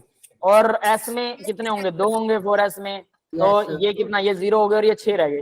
3 पॉजिटिव है सर ना, डाईमैग्नेटिक है। 6 इलेक्ट्रॉन्स हैं, तो 6 इलेक्ट्रॉन कैसे भर गए हैं? क्लोरीन वीक फील्ड एजेंट होता है, अमोनिया भी लगभग वीक नहीं जाता है। सर, डाईमैग्नेटिक नहीं, पैरामैग्नेटिक है। क्या क्या क्या? सर पैरामैग्नेटिक होगा ना, वीक फील्ड लिगेंड है। हाँ हाँ हाँ हाँ, ठीक है। अब 6 इलेक्ट्रॉन भरने हैं, पहली बात तो ये है। 6 इलेक्ट्रॉन कैसे भरे जाएंगे? 1 2 3 4 5, एक पेयरिंग होगी। अगर इसको हम पेयर करवा दें नीचे और इसको भी पेयर करवा दें, तो क्या ये D2sp3 हाइब्रिडेशन दिखा सकता है? अगर पेयर करवा दे दोनों इलेक्ट्रॉन्स को तो दिखा तो सकता है, बट अमोनिया में इतना स्ट्रेंथ नहीं है कि वो पेयर करे। आई डोंट थिंक कि ऐसा होगा, तो यहाँ पर आपको ये भी पैरामैग्नेटिक ही होना चाहिए। यस, क्लियर है? Sir. Yes. अब COF6 ये तो होता ही वीक है, ये तो पैरामैग्नेटिक ही होगा, ये पेयर और नहीं करा नहीं, सकता। सुनो सुनो, 6 मतलब ये न्यूट्रल है, तो कोबाल्ट पर 6 पॉजिटिव है, 3 और उड़ा दो, 3 डी में 3, ये तो पैरा ही है। ठीक है, ये भी पैरा। Sir. इसके बाद Na2O2, अब ये बताओ नहीं सर, जरा। ये डाईमैग्नेटिक होगा क्योंकि पेरोक्साइड है ना। हाँ, ये चीज ध्यान देने वाली बात है कि अब आपको Na2O2 के बारे में बताना। फिर CSO2, फिर ये पैरामैग्नेटिक होगा क्योंकि सुपर ऑक्साइड है। सुपर ऑक्साइड पैरामैग्नेटिक होते हैं। सर O2 माइनस पैरामैग्नेटिक होता है ना। O2 minus. हाँ, ऑक्सीजन के ऊपर 1 माइनस चार्ज है, एक इलेक्ट्रॉन एक्स्ट्रा ले रखा है इसने। ठीक है, ये वैसे आपको यहाँ पर MOT लगानी पड़ेगी, मॉलिक्यूलर ऑर्बिटल थ्योरी, वहां से आपको पता लग जाएगा इसमें एक इलेक्ट्रॉन एक्स्ट्रा है कि नहीं है। तो ये क्या है? पैरा। ये क्या है? डाया। ये डाया, ये पैरा, और ये भी पैरा था, ये भी पैरा था, जो भी है सारे पैरा हैं, तो फुल काउंट आ जाएगा हमारे पास कि कौन कितने पानी में है। तो चलिए देखते हैं। ठीक है, तो यहाँ पर ऑप्शन बता रहा है बी में क्या था भाई? कितने आते हैं पैरा इसमें? 3 है पैरा, 3 पैरा है, हमने तो ज्यादा नहीं बना दिए। तो 5 पैर आ गए हमारे। तो 3 4 5, हमारे तो 5 पैरा बन रहे हैं। Yes sir. देखते हैं फिर भाई क्या गलती है। गड़बड़ करेंगे। निकल DsP3 हाइब्रिडेशन है, कॉन्फ़िगरेशन D10, निकल में D10। यस सर, वो 28 है ना। ये बोल रहा है निकल 28 है, तो D में 8 होते हैं, 4s में 2 होते हैं। तो 2 तो S में चले जाएंगे। हाँ, 2 S में होते हैं ना। अब ये बोल रहा है कि वो दोनों S वाले, कोबाल्ट जुड़ा उससे, CO कार्बन मोनोऑक्साइड, ये हमने नहीं चेक किया कि ये S वाले इसमें प्रमोट हो जाते हैं। 8 और 2 10 हो गए पूरे। ये समझ में आया? इस बात पर Yes, हमने sir. ध्यान ही नहीं दिया। अभी इसके साथ कोबाल्ट जुड़ा है, हम बस इसी खुशी में है कि चार्ज तो कोई है नहीं, तो निकल के ऊपर D में 8 ही होंगे, 4s में 2 है, बात खत्म। बट ये 4s 2 वाले भी इसमें प्रमोट हो रहे हैं। क्लियर है? ये गड़बड़ करी हमने। समझ में आया बेटा? सर यस सर बार बार सर फिर एक और कोई कंपाउंड भी तो है जिसमें जिसमें सर जिसमें वो यही डायमैग्नेटिक नेचर होगा तभी सर तो उन्होंने तीन अमोनिया वाले में पेयर करवा रखे हैं इलेक्ट्रॉन्स। हाँ वो अमोनिया में होंगे ना, वो पैरा और डाया दोनों करा दिखाएगा, तो ये डायमैग्नेटिक है भाई, सीधी सी बात है, तो ये 3D डायमैग्नेटिक है। नेक्स्ट वाला क्लोरीन है, निकल में 2 नेगेटिव, क्लोरीन यहाँ पर D8, 2 unpaired electron making it paramagnetic. Next देखो ये भी डायमैग्नेटिक है, कोबाल्ट वाला, ठीक है, इसको क्या इसने पेयरिंग करवा रखा है, पेयर अप, सर ये पेयर अप है भाई। हम ये सोच रहे थे कि अमोनिया शायद उसको पेयरिंग नहीं करवाएगा, बट वो करवाएगा। अब ये आपको याद रखना है कि अमोनिया अगर 2 के साथ जुड़ा हुआ है तब भी ये वीक है और ये स्ट्रॉन्ग है, स्ट्रॉन्ग वाला अपना काम करेगा। एक बार प्रणव ने ये क्वेश्चन मुझसे पूछा था, याद है बेटा? सर ऐसा ही कुछ क्वेश्चन देख के पूछा था मैंने। हाँ, तो मैंने क्या बोला था कि देखो ये डिपेंड करेगा कि कहानी क्या है, समझ गए भाई? हो सकता है कि इफेक्ट पैरा वाला मतलब मोर वाला ज्यादा दिखाई, हो सकता है वीक वाला ज्यादा, ये डिपेंड करेगा, totally depend upon the molecule. यहाँ से वो आपको एग्जांपल अब समझ में आ जाएगा कि यहाँ पर स्ट्रॉन्ग फील्ड जो वो अपना काम कर रहा है और अच्छे से काम कर रहा है, इसीलिए ये डायमैग्नेटिक है।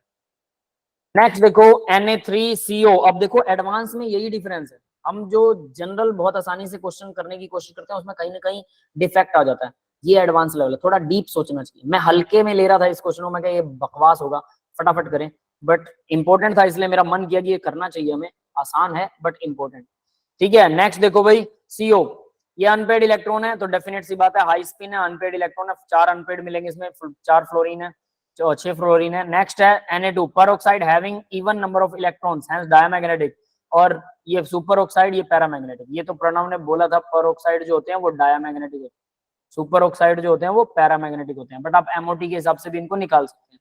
नंबर ऑफ पैरामैग्नेटिक, तो यहाँ पर पैरामैग्नेटिक 3 है, डायमैग्नेटिक बाकी के जितने भी हैं 6 थे टोटल, तो 3 ही डाया 3 ही पैरा है। क्लियर है? Yes sir. यस ठीक है, आगे देखते हैं।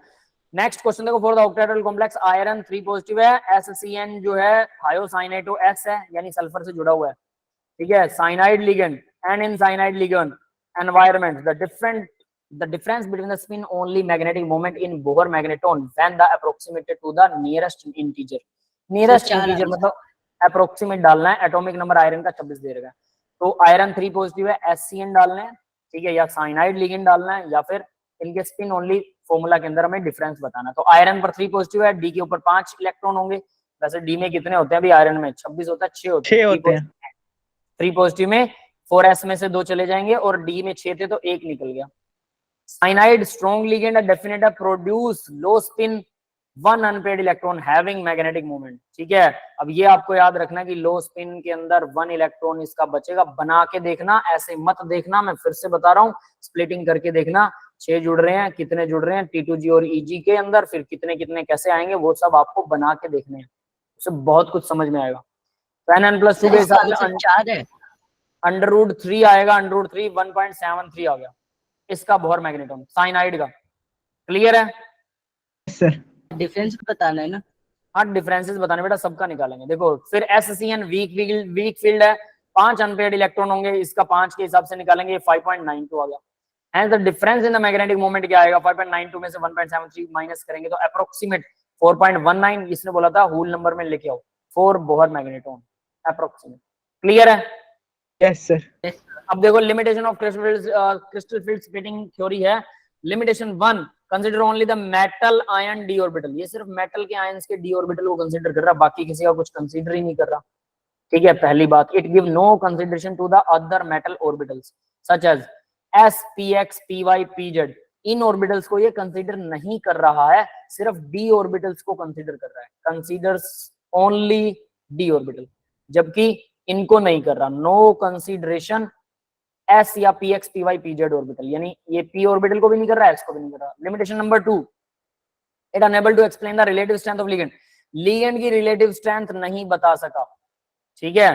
रिलेटिव स्ट्रेंथ मतलब जैसे हम बोलते हैं स्ट्रॉन्ग फील्ड लिगेंड है, वीक फील्ड लिगेंड है ना, वैसा ये क्लियर कट नहीं बता सका। अब आगे देखिए, for example it give the explanation of water as a stronger ligand than OH negative ion in the spectrochemical field, no explanation, explanation नहीं दे सका कि वाटर स्ट्रॉन्गर लिगेंड है OH नेगेटिव आयन से, क्यों पता नहीं, बस है, सीधी सी बात है, ठीक है। आगे देखिए limitation number 3, according to this theory the bond between the metal और लिगेंड प्योरली आयनिक है। इस थ्योरी के अकॉर्डिंग बॉन्ड जो है, bond between metal and ligand are purely ionic, ये प्योरली आयनिक होते हैं क्रिस्टल फील्ड के अकॉर्डिंग। वीबीटी के अकॉर्डिंग क्या थे भाई, बैलेंस बॉन्ड थ्योरी के अकॉर्डिंग कोऑर्डिनेशन बॉन्ड थे, कोऑर्डिनेट, वो प्योरली कोऑर्डिनेट बॉन्ड थे, और ये बोलता है प्योरली आयनिक बॉन्ड है। अब आयनिक बॉन्ड ऐसे होते नहीं है, साल्ट होता है वो तो, है ना, ये भी वैसे साल्ट ही है, हमने पढ़ा था डबल साल्ट और इसके बीच में डिफरेंस, लेकिन वैसे भी साल्ट नहीं है ये, तो ये कुछ ही नहीं है असलियत में। It give no account to the partially covalent nature. अब ये बोलता है इसने पार्शियली कोवेलेंट नेचर के लिए नहीं बताया, वो तो सब में होता है, इस बात में तो कोई डाउट ही नहीं है ना, बट फिर भी इसने फालतू की लिमिटेशन बना रखी है, तो भाई याद करनी है, ये तो वैसा ही है, रट्टा मारते हैं ना, जैसे हम प्रथम विश्व युद्ध के क्या कारण थे, तो प्रथम विश्व युद्ध में दूसरे देशों के बीच में शीत युद्ध हो रहा था, कोल्ड वार, सुना कोल्ड वार, याद किया होगा, यस सर, रट्टे बाद मारे वाला युद्ध। मैंने बहुत रट्टे मारे थे हिंदी में इनके, शीत युद्ध, तो कारण बोलते थे देश, एक देश दूसरे देश को धमकी दे रहा था, फिर गुटबाजी होने लगी, अरे ये तो अब भी हो रही है, गुटबाजी तो अब भी है, धमकियां तो अब भी मिल रही हैं एक देश को दूसरे देश से। हमने इजराइल से तेल लिया, अमेरिका हमको धमका रहा है, तो तेल क्यों ले रहा है, और खुद खरीद रहा है अमेरिका, देखो कमाल, जब इजराइल और उसका युद्ध हो रहा था, लड़ाई हो रही थी, है ना, तो ये अपनी अपनी सोच है क्या सर, ये सब तो अपनी अपनी सोच है।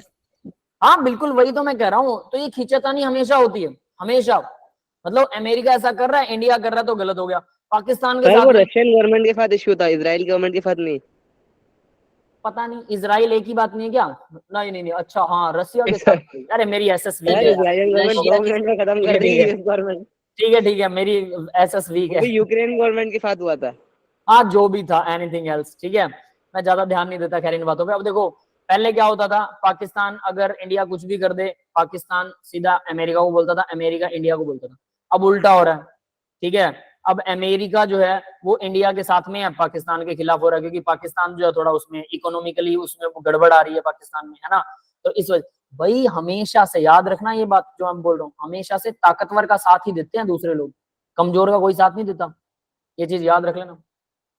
बी स्ट्रॉन्ग, सर पैसा राज करता है, हाँ वही एक ही बात है बेटा, बी स्ट्रॉन्ग योरसेल्फ। अगर आपको कभी भी ये लगने लगे ना कि दुनिया में न्याय नाम की चीज है और लोग अच्छे के साथ अच्छा करते हैं, तो समझ लेना कि आप पक्के वाले मूर्ख हैं, उससे बड़ा कोई मूर्ख हो नहीं सकता। सब दिख रहा है, नेताओं को कभी सजा वजा नहीं होती, है ना, सब राजनीति खेलते हैं, बड़े बड़े अमीर लोग हैं, है ना, हमारे जैसे तो ना बहुत लो लेवल के लोग हैं, हम अपने आप को समझते हैं गाने वाने देख के, मैं ऐ कर दूं, मैं ओ कर दूं, वहम छोड़ देना, प्लस ब्लड के अंदर हार्मोन का डिफेक्ट है, इसकी वजह से यंग एज में सबको लगता है मैं ऐसे कर दूं, मैं वैसे कर दूं, 20 साल बाद 10-15 साल बाद आपको क्या फील होगा पता है, 10-15 साल बाद जब जॉब करोगे, अरे यार भले ही 1 लाख रुपए कमा रहे हो, बट वो मिडिल फैमिली में आते हैं, मिडिल क्लास फैमिली, सारी उम्र वो लाख रुपए सैलरी कमाते मर जाओगे, आनी जानी कुछ नहीं है, घर बन गया, बच्चों की शादी कर दी, ये कर दिया, वो कर दिया, दुनिया नहीं बदल सकती, अपना घर ही मुश्किल से चलेगा।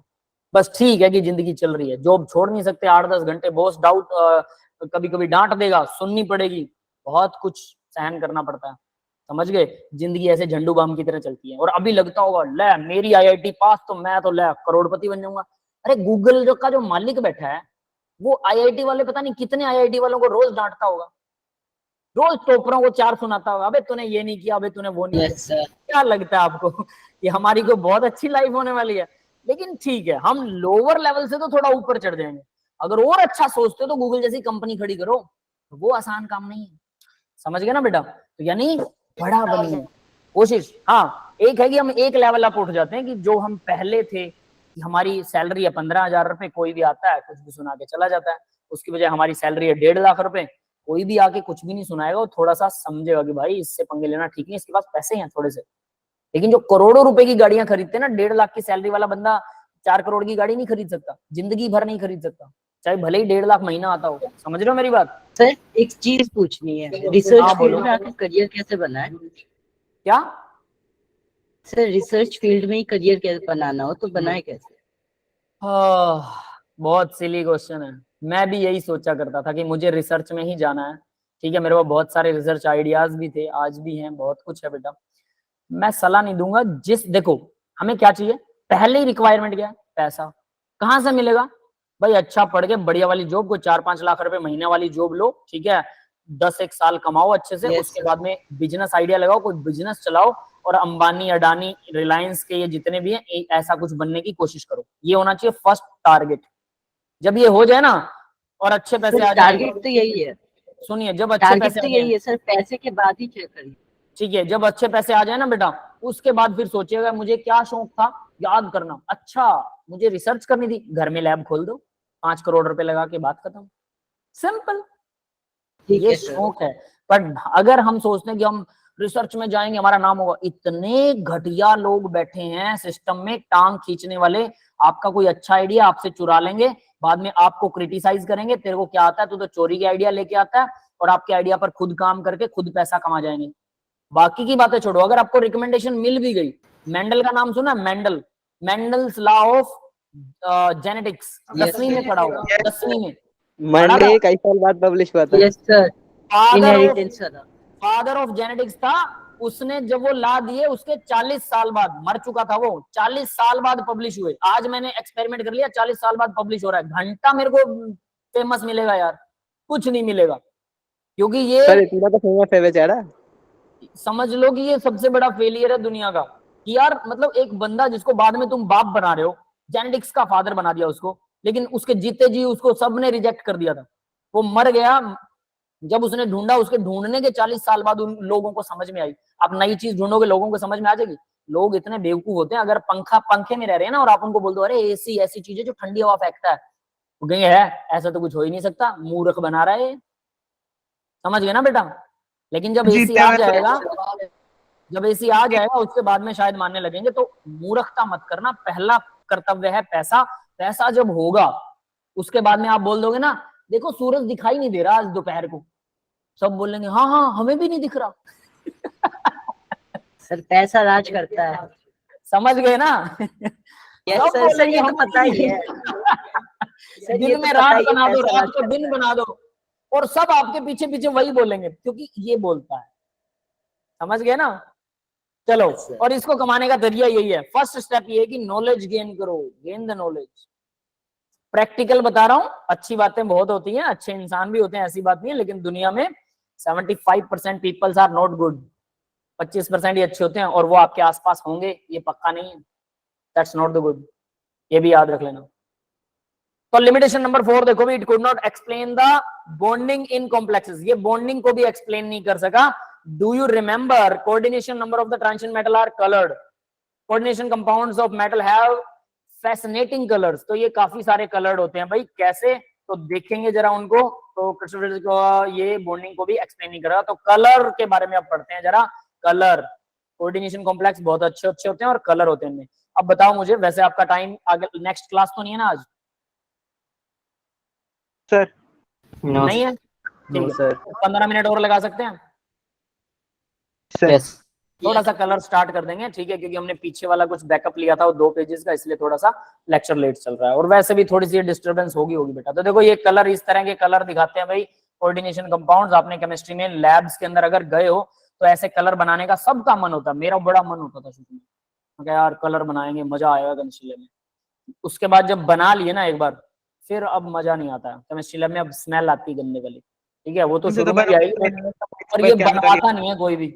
जब मैं टीचर बन गया ना, तब मैंने बच्चों को बनवाना शुरू किया बीएससी के अंदर, बैचलर ऑफ साइंसेज में, +1 2 में। तो एक ही स्कूल में मैंने लाइफ में पढ़ाया अभी तक, एक स्कूल, उसके अलावा मैंने कॉलेजेस को ही पढ़ाया, या फिर ट्यूशंस तो बहुत पढ़ाए हैं खैर। तो कॉलेजेस के अंदर बीएससी और एमएससी क्लासेस को टीच किया मैंने काफी साल, बट स्कूल सिर्फ एक ही था। स्कूल वाले तो पैसे लगाने को तैयार नहीं है, वो कहते नहीं नहीं सर केमिकल बहुत महंगे आते हैं, इतना खर्चा कहाँ से उठाएंगे, वो तो लैब लेके नहीं जाते। लेकिन एटलीस्ट मैं वहां बायोलॉजी भी पढ़ाता था, तो मैंने वहां पर फिश का डाइसेक्शन करके बच्चों को दिखाया था, फिश को काट पीट के, ठीक है, 2011 की बात है ये। तो फिश को काट पीट के उनके लंग्स सब अपने पैसों से, फिश भी आप ही लेके गए थे? अरे मैं ही लेके गया, वही बता रहा हूँ, अपने पैसों से। फिश डाइसेक्शन किट सारी की सारी मैंने शुरू में बच्चों को बोला डाइसेक्शन करवाएंगे, मैंने स्कूल वालों से बात की, मैंने कहा भाई बच्चों को डाइसेक्शन करवा दो, तुम केमिस्ट्री के केमिकल तो लेके नहीं आ रहे, लेकिन डाइसेक्शन का खर्चा कम है, 1000 रुपए में 1500 रुपए में हो जाएगा। तो बच्चे, प्रिंसिपल पता कहता नहीं नहीं नहीं नहीं नहीं हम नहीं करवाते, ये आप रहने दो बेशक। फिर बच्चे बेचारे इतना सा मुंह करने लग गए, सर आपने कहा था, मैंने कहा हाँ भी कहा तो था, प्रॉमिस किया था तो पूरा करेंगे। फिर अपनी जेब से पैसे लगा के डाइसेक्शन किट भी मैं खुद की जेब से लेके आया। मैंने कहा एक तो डाइसेक्शन करवाना है, अब बच्चों को कहूंगा किट लेके आओ तुम 100-200 रुपए की, तो उसमें भी खराब हो जाएगा सिस्टम। तो इसलिए मैं खुद अपनी जेब से पैसे लगा के उनको डाइसेक्शन करवाया, दिखाया, और जब मैंने उनको शो किया ना, स्कूल वालों को पता लगा कि आज तो डाइसेक्शन हो रहा है भाई स्कूल में, लैब में, ठीक है। तो सारे स्कूल के +1 के +2 के आर्ट्स वाले बच्चे भी कहते हैं इनको भी दिखाओ सर, इनको भी दिखाओ, हमारे स्कूल में होता। फोटो में खींच रहे हैं फिर स्कूल वाले, ताकि इसको हम आगे अपने पंपलेट में लगा सके कि देखो हमारे पास इतने अच्छे टीचर है। मैंने कहा मेरे पैसे तो वापस कर दो, 1500 जेब से लगा के बैठो। फ्रेम बनाए थे वो लोग, है ना, वो वापस नहीं किए उन्होंने, उसके बारे में बात भी नहीं की कि सर आपका खर्चा हुआ होगा स्कूल के लिए, लेकिन फोटो में खींच ली कि हम पंपलेट में डालेंगे हमारे स्कूल में तो ये होता है, क्योंकि दूसरे स्कूल में तो कोई करवाता नहीं, ऐसा है। बट एटलीस्ट मैंने बच्चों से प्रॉमिस किया था, अपने को कोई गम नहीं है उसका, लेकिन स्कूल वालों को शर्म भी नहीं आई। कॉलेजेस में एक्सपेरिमेंट हो जाते हैं, कॉलेजेस के अंदर क्योंकि वहां पर टीम आती है यूनिवर्सिटी से, यूनिवर्सिटी वाली टीम पूछ लेती है कहाँ है तुम्हारे केमिकल, तो प्रिंसिपल ने मुझे बोला, मैं 2-3 कॉलेजेस में सब में लैब मैंने बनवाई, प्रिंसिपल ने बोला केमिकल की लिस्ट दो, 3-4 लाख की लिस्ट दे दी, कहते कम करो और कम करो और कम, लास्ट में 1.5 लाख पे बात अटक गई, 1.5 लाख से नीचे मैं नहीं गया। मैंने कहा फिर रहने दे, फिर वो प्रिंसिपल 1.5 लाख के केमिकल ले गया, फिर मैंने कलर वलर बहुत सारे बनाया, नो वरी, ठीक है। आप लोगों को भी मिलेगा, ये ज्यादा लंबा चौड़ा काम नहीं, 1 महीने में सब सीख जाओगे। प्रैक्टिकल थ्योरी सीखने में टाइम लगता है। लैब असिस्टेंट भी ज्यादा इंटेलिजेंट होता है टीचर से कलर के मामले में, उसे पता है इसको मिलाने से ये कलर आएगा, उसका काम ही होता है। टीचर को रीजन पता होता है कि ये कलर क्यों आएगा, बस यही डिफरेंस है, और ये रीजन ही हमें जानना है कि why it will show that particular colour. Yes got it guys. तो प्रैक्टिकल वो बस मजेदार चीज होती है, मजा आता है करने में, ठीक है, और 1 महीने का काम है, इससे ज्यादा काम नहीं है। तो आप उसके चक्कर में कहीं अफसोस कर रहे हो, अफसोस मत करना, कभी ना कभी मिल जाएगा करने को, वरना घर पे भी ला सकते हो थोड़े बहुत केमिकल, तो अगर आप कामयाब हैं। बीटेक करेंगे तो मिलेगा सर, मतलब केमिकल इंजीनियरिंग में नहीं, कहीं और मैकेनिकल साइड? मैकेनिकल में तो मैकेनिकल ही मिलेगा बेटा, केमिकल केमिस्ट्री लैब तो नहीं मिलेगी। केमिकल में सर कोई बात नहीं, आपका कोई दोस्त तो केमिकल इंजीनियरिंग के अंदर, वो उसके साथ कभी कभी लैब लगा लेना, 1-2 दिन मजा आ जाएगा, उतने में पूरे हो जाएंगे सारे, ठीक है। बट अगर पढ़ा हुआ नहीं है ना, बैकएंड नहीं पता, बस ऐसे चीजों को मिला रहे हो, देखो लाल कलर हो गया, कुछ मजा नहीं आएगा। लेकिन जब आपको पता है रिएक्शन में ये हुआ, ऐसे हुआ, इसने यहाँ गया, ये साइनाइड जुड़ा, साइनाइड के अंदर डी ऑर्बिटल के अंदर नीचे एक इलेक्ट्रॉन होता है, वो ऊपर चला गया एक्साइटेड स्टेट में, उसने फोटोन लिया, कौन सी रेंज का फोटोन लिया, येलो कलर वाली लाइट का फोटोन लिया, और इसलिए ये येलो दिख रहा है। अगर ऐसा आता है तो मजा आएगा, समझ गए? Yes, है ना। चलिए, व्हाट डू डी ट्रांजिशंस क्या होती है ऐसा तो लोगों को अपनी फील्ड का नहीं आता, दूसरे की क्या आएगा? चलो कोई बात नहीं है, देखते हैं। अब complexes of D transition, D charge transfer spectra होता है। भाई ये क्या होता है चार्ज ट्रांसफर स्पेक्ट्रा? तो हम इसी में सबसे पहले क्वेश्चन आता है, डी ट्रांजिशंस क्या होती हैं? डी हमें पता है 3 ऑर्बिटल नीचे, ऑक्टाहेड्रल की बात कर रहा हूं, 2 ऑर्बिटल ऊपर। यस बेटा पता है ये? जब स्प्लिटिंग होती है, क्रिस्टल स्प्लिटिंग, 3 नीचे 2 ऊपर ऑर्बिटल। यस पता है? Yes sir. ठीक है, तो इसके अंदर देखो क्या होगा, इसके अंदर अगर यहां पर मेरे पास मान के चलो ऐसे करके 3 और या 4 इलेक्ट्रॉन्स हैं, ऊपर एक एक है, तो एक इलेक्ट्रॉन यहां से उठकर यहां आ सकता है कि नहीं? अगर मैं एनर्जी दूं, एनर्जी देने से तो आ ही जाएगा। Yes sir. Yes sir. क्योंकि क्रिस्टल फील्ड स्प्लिटिंग की एनर्जी जो गैप होता है, वो विजिबल लाइट के अंदर एनर्जी, मतलब विजिबल लाइट से जो एनर्जी मिलती है ना, उतना ही उनका गैप होता है।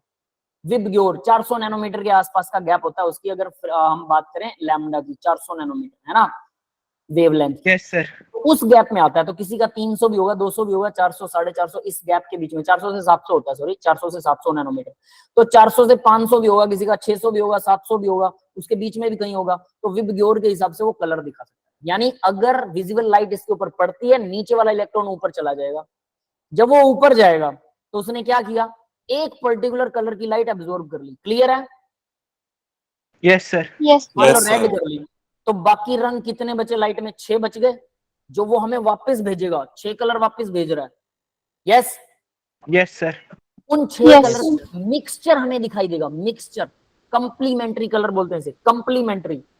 जबकि एस ब्लॉक एलिमेंट्स में उल्टा होता है इसका, जो कलर उसने एब्जॉर्ब किया फिर वो उसको वापस भी तो छोड़ेगा, नहीं छोड़ेगा क्या? Yes sir. ये वापस नीचे भी तो आएगा, जब वो नीचे आएगा तब कलर दिखता है, किसमें? एस ब्लॉक में।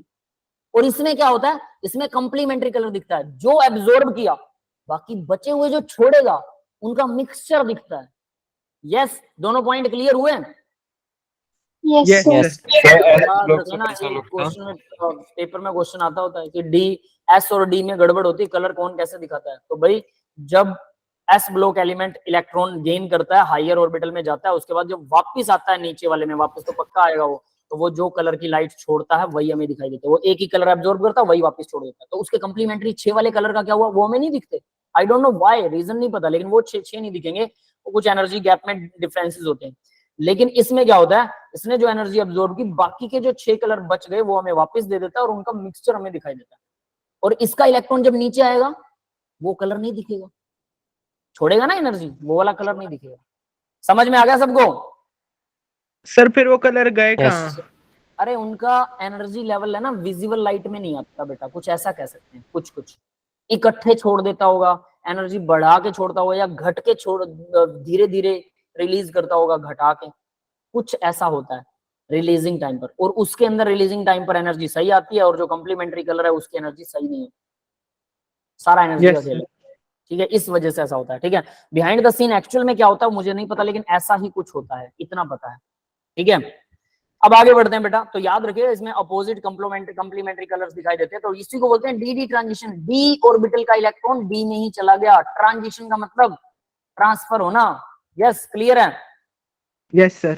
Lower energy Yes, d orbital sir. excited to the higher energy d orbital, they absorb the energy equal to the crystal precipitating energy, which is equal to the energy of the visible light, and the transmitted photon impact the color of the coordination compound. That is the first point I have already told you. ठीक है भाई? Second, the energy gap often corresponding to the visible spectrum, वो visible में ही पड़ता है, तभी हमें colour दिखाई देते हैं. Note the metal complex contain an unpaired electron, dd transition is okay. अगर unpaired electron होगा तभी dd transition होगी, वरना नहीं होगी। ये नोट भी याद कर लेना। How the dd transition metal complexes show color through dd transition, कैसे दिखाते हैं बेटा? ऊपर वाले तीनों पॉइंट समझ में आ गए ना? मुझे लगता है मैं क्लियर कर चुका हूँ, इसलिए जल्दी जल्दी पढ़ रहा हूँ। Yes, sir, आ गए। क्लियर है ना? हाँ, अगर फिर भी लगे तो मैं थोड़ा धीरे कर सकता हूँ, नो वरी। आगे बढ़ते हैं बेटा। हाउ डी ट्रांजिशन कॉम्प्लेक्सेस, ये कलर कैसे दिखाते हैं? Due to the absorption of light the specific wavelength of the visible 400 से 700 nanometre and the transmission of the reflected transmission और reflection of light with the rest of the wavelength. ये देखो, reflection of light with the rest of the wavelength, बाकी की wavelength भेज देता है। एक वेवलेंथ को अब्सॉर्ब करता है, बाकी की वेवलेंथ हमें भेजता है, उनका मिक्सचर हमें दिखाई देता है। क्लियर है भाई? Yes, sir. यही बता चुका था। An object that observe all visible light is 700 से नैनो अपीयर ब्लैक। जो सारी अब्सॉर्ब कर लेगा तो भेजेगा क्या? All, absorb all visible light, appear black, वो काला दिखाई देगा। यस, क्लियर है? Yes, sir. Yes, sir. Space की तरह, क्या बेटा? सर स्पेस की तरह सब अब्सॉर्ब हो जाएगा। स्पेस, हाँ कह सकते। अरे उसमें तो कुछ होता ही नहीं है, एब्सॉर्ब क्या होगा? तो लाइट दिखता मारोगे ही नहीं है सामने ना, जा रही है, आती ही नहीं है। जाना वापिस ही नहीं आती है ना, जा ही रही है बस, जाना है ना, वैसा ही कुछ। Absorption of transition process in complex. तो देखिए भी ट्रांजिशन प्रोसेस क्या होती है। पहला टी वाटर 6 3 पॉजिटिव है, तो ये सबसे सिंपलेस्ट एग्जांपल है, घटिया वाला एग्जांपल है। इसमें डी में 1 होता है बस, D1 कॉन्फ़िगरेशन। सभी बच्चे +2 में ये तो याद करते हैं, ऐसा नहीं कि ट्रांजिशन उसमें होती नहीं है। थोड़ा बहुत कलर के बारे में +2 में भी बताया गया, लेकिन बहुत अच्छे तरीके से नहीं बताया गया, ये एडवांस लेवल में आता है, ठीक है? तो ट्रांजिशंस देखिए कैसी होती है। इसमें डी में 1 है, TI3 में टाइटेनियम क्या होता है भाई? सचिन टाई वाला 22 एटॉमिक नंबर, 3 उड़ा दो, यानी 22 का मतलब है डी में कितने हो गए? डी में 2 होते हैं, और 4s में भी 2 होते हैं, और 3d में भी 2, 3 उड़ा दो, ये हो गया 0, ये हो गया 1, डी में आ गया 1। यस, क्लियर है बेटा? डी में 1, Yes, sir. बस डी में 1 है। अब ये अगर ऑक्टाहेड्रल कॉम्प्लेक्स बना रहा है, वाटर 6 है, तो क्या होगा? 3 नीचे 2 ऊपर, ठीक है? तो 3 ऑर्बिटल हैं, 1 इलेक्ट्रॉन यहाँ भरा पड़ा है, ये इलेक्ट्रॉन विजिबल लाइट को एब्जॉर्ब करेगा, यहाँ पहुंच गया यहाँ पे, ठीक है?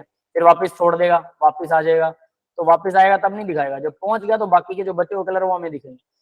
1 electron D gets the T2G, EG और T2G के अंदर ये इलेक्ट्रॉन्स होते हैं। The ground state the electron remain T2G, ground state में T2G में रहेगा, बिल्कुल। वो मैंने अभी आपको डायग्राम बनाया, from the V to the TG, EG में चला जाएगा वो, ये EG के अंदर चला जाएगा H into nu एब्जॉर्ब करके, ठीक है भाई? वो डायग्राम में जो बताया था वही है ये। आगे बढ़ते हैं। अब होगा क्या, इन्होंने ये बता भी दिया। हाँ बेटा। सर अगर EG में भी सभी पेयर्ड इलेक्ट्रॉन है तो सर T2G से कैसे EG में जाएगा? फिर वो कलर नहीं दिखाएगा। Most of the transition element will show colour due to DD transition, and DD transition में अनपेड इलेक्ट्रॉन होना चाहिए, वरना वो कलर नहीं दिखाएगा। क्लियर? Okay sir. अब आगे बढ़ते हैं। तो देखिए भाई, so here colour is due to D transition की वजह से कलर है। पांचवा पॉइंट है, delta octahedral is directly proportional to the energy absorb, energy जितनी अब्सॉर्ब है वो डायरेक्टली, ये डेल्टा ऑक्टाइडल, ये एनर्जी कह सकते हो, डेल्टा तो नहीं मुझे लग रहा है। Enthalpy octahedral is directly proportional to energy, जितनी एनर्जी अब्सॉर्ब की उसी के अकॉर्डिंग ये एनर्जी देगा। अब आगे देखिए, to move this electron from ground state to excited state the energy will require to come from ये dd transition से आई और विजुअल से, बार बार एक ही बात बोल रहा है। And electron from lower energy से हायर एनर्जी में चला जाता है, एब्जॉर्ब करता है क्रिस्टल फील्ड की एनर्जी, विजिबल रेट में ट्रांसमिशन, फिर से वही बात। Third point, when the compound absorb specific wavelength the visible light of any colour then the perceived colour of light is complementary to it, complementary colour दिखाएगा वो, बस सीधी सी बात ये, कंप्लीमेंट्री कलर, ये मैं कई देर से बोल रहा हूँ, ठीक है, समझ में आ गया भाई? Yes sir. अब आगे Yes. देखिए, इसने 6 वाटर जोड़ रखे हैं, 1 2 3 4 5 6 वाटर जोड़ रखे हैं, बस और कुछ नहीं करेगा, ठीक है। अब आगे बढ़ते हैं, trick, yellow photon is absorbed then the complementary colour will be seen in the violet, yellow. अब अगर कोई, अब हमें कैसे पता लगेगा येलो एब्सॉर्ब हुआ, ठीक है, तो वो कैसा दिखाई देगा, वो वायलेट दिखाई देगा। इसने बोला है ट्रिक है ये ऐसा कुछ नहीं है। इस केस में ऐसा ही होता है, इस केस में टाइटेनियम वाटर 6 में ऐसा ही होता है, येलो कलर अब्जॉर्ब होता है और वायलेट दिखता है। अब कंप्लीमेंट्री कलर को कैसे याद करें, इस ट्रिक को मैं यहां से ना मिटो रहा हूं, ठीक है, ये ट्रिक नहीं है, ये तो कोई ट्रिक है ही नहीं, ये तो इसका एग्जाम्पल को याद करना है। क्लियर है बेटा? Yes sir. अब देखो ट्रिक नीचे दे रही है, complementary colour, complementary generator from the wavelength left over. देखो भाई विब ग्योर दिखाई दे रहा है, वी आई गायब है इसमें, इस सर्कल में आई नहीं होता, पता है? Yes V I B G Y O R, VIBGYOR, violet blue green yellow orange red, बेनी आहा पीनाला, हम हिंदी में याद किया करते थे 10वीं क्लास में, बेनी आहा पीनाला, बैंगली, आसमानी, हरा, पीला, पीना नारंगी मतलब ऑरेंज, पीना लाल। क्लियर है? बेनी आहा पीना ला, ठीक है, हमने भी याद किया, आप लोगों ने विबग्योर याद किया होगा, है ना?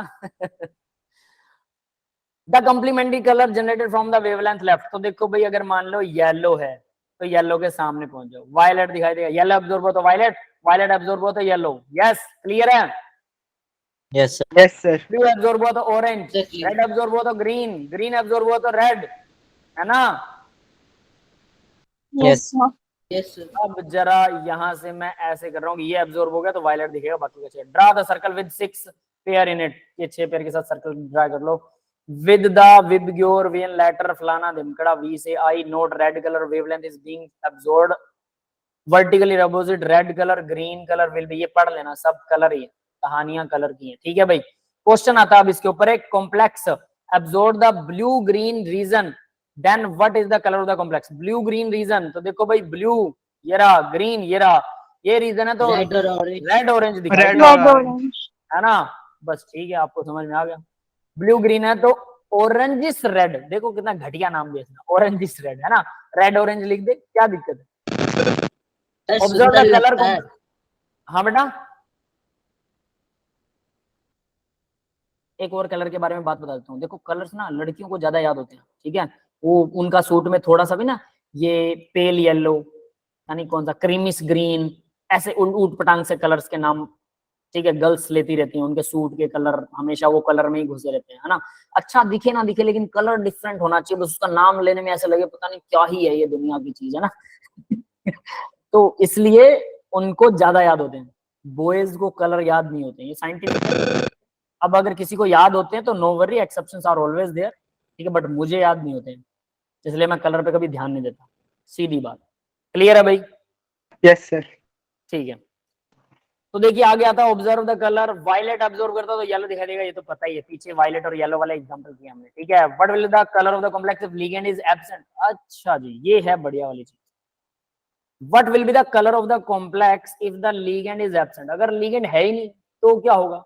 In the absence of ligand orbital of metal is degenerate, ये डीजेनरेट बन जाएगा ना? Yes sir. डीजेनरेट बन जाएगा तो क्या इलेक्ट्रॉन हायर ऑर्बिटल में जाएगा? नहीं सर, वो तो सेम ही ऑर्बिटल No. वगैरह। अरे ऑर्बिटल ही सेम है, उसको हायर में जाना पड़ेगा तो उसको ऑर्बिटल बदलना पड़ेगा, ऑर्बिटल बदलेगा तो विजिबल लाइट से तो नहीं होने वाला, अल्ट्रा वायलेट या एक्स रेज, गामा रेज, वो तो कुछ भी करवा सकती हैं, लेकिन वो हमें दिखाई नहीं देगा। कहानी खत्म, कलर खत्म, दैट्स इट। यस, क्लियर है? Yes sir. Yes, sir. Chemistry में एक खास बात है कि कलरलेस चीजों का मतलब व्हाइट कलर होता है। ठीक है, पानी कलरलेस है, बिल्कुल ठीक है। नमक भी कलरलेस है क्योंकि वो व्हाइट कलर है। क्लियर है बेटा? Yes sir. ये Yes, sir. याद रख लेना, व्हाइट हो या कलरलेस हो तो वो कलरलेस ही होता है केमिस्ट्री में। अब ये मत पूछना कि सर ये कैसे हो सकता है, क्योंकि लड़कियां ये क्वेश्चन पूछ सकती हैं, सर ये तो कलरलेस नहीं, तो व्हाइट कलर है और ये कलरलेस है। बिल्कुल है, मैं भी मानता हूँ, कुछ कुछ मेरा भी ऐसा मन है, लेकिन केमिस्ट्री वाले ऐसे ही बोलते हैं। अब मैंने तो बुक्स बनाई नहीं है, तो जिन्होंने बना दिया वो शायद मेरे जैसे थे, कलर में ज्यादा इंटरेस्टेड नहीं थे, है ना, इसलिए उस सबको कलरलेस बोल दिया। आगे देखिए भाई, hence the substance is colourless. Example है aqua complex of titanium is violet as well we know. आप पानी वाला कॉम्प्लेक्स टाइटेनियम के साथ में वायलेट होता है, ठीक है, ये तो हमें पता ही है ना। In the absence of crystal filter does not occur d d transition, hence the substance is colourless. तो ये कलरलेस हो जाएगा, कलरलेस होगा substance, substance will be colourless. ठीक है, एग्जांपल एक्वा में ये होता है, but if we heat the complex, अगर हम उसको, इसी को एग्जांपल के अंदर दे रखा है ना, जो इसी को अगर हीट कर देते हैं तो वो कलरलेस हो जाएगा। ठीक है भाई, colourless and there is no colour. Next देखो, टाइटेनियम वाटर है, हीट किया तो ये टाइटेनियम क्लोराइड बन गया, वाटर बाहर आ गया और ये कलरलेस होता है। ठीक है, इसके बाद में आगे देखिए भाई, नेक्स्ट एग्जांपल एक और दे रखा है, वाटर ऑफ क्रिस्टलाइजेशन जुड़ा हुआ है कॉपर सल्फेट पेंटाहाइड्रेट के साथ में, और ये कॉपर सल्फेट प्लस 5 वाटर बनेगा। यस गाइस, क्लियर है बेटा? और ये कलरलेस हो जाएगा, ब्लू कलर होता है ये। इसको बोलते ही नीला होता है, ब्लू विट्रियोल। ब्लू विट्रियोल नीला होता, कॉपर सल्फेट प्लस 5 वाटर। अब ये कलरलेस हो गया। ठीक है, कलरलेस। वैसे इसका नाम ना व्हाइट कलर होता है, कलरलेस नहीं होता। ये दिखा रखा डायग्राम में, बहुत अच्छे, है ना। हाइड्रेटेड ब्लू एनहाइड्रस, एनहाइड्रस का मतलब बिना पानी वाला, एनहाइड्रस व्हाइट होता है। चलो शुक्र है इन्होंने व्हाइट तो लिख दिया, वरना ये कलरलेस ही लिखते होते हैं, है ना। हाइड्रेटेड एनहाइड्रस, क्लियर है बेटा? Yes, sir. Yes sir. अब आगे आ गए क्वेश्चन, तो आई थिंक यहीं पर एंड करते हैं, फिर क्वेश्चंस को बाद में करेंगे। ठीक है, यहाँ स्टार लगा रहा हूं मैं। That's all for the today's lecture guys. अब मैं रिकॉर्डिंग ऑफ कर रहा हूँ, और किसी को कोई डाउट है तो डाउट बताइए बेटा। Anyone have any doubt?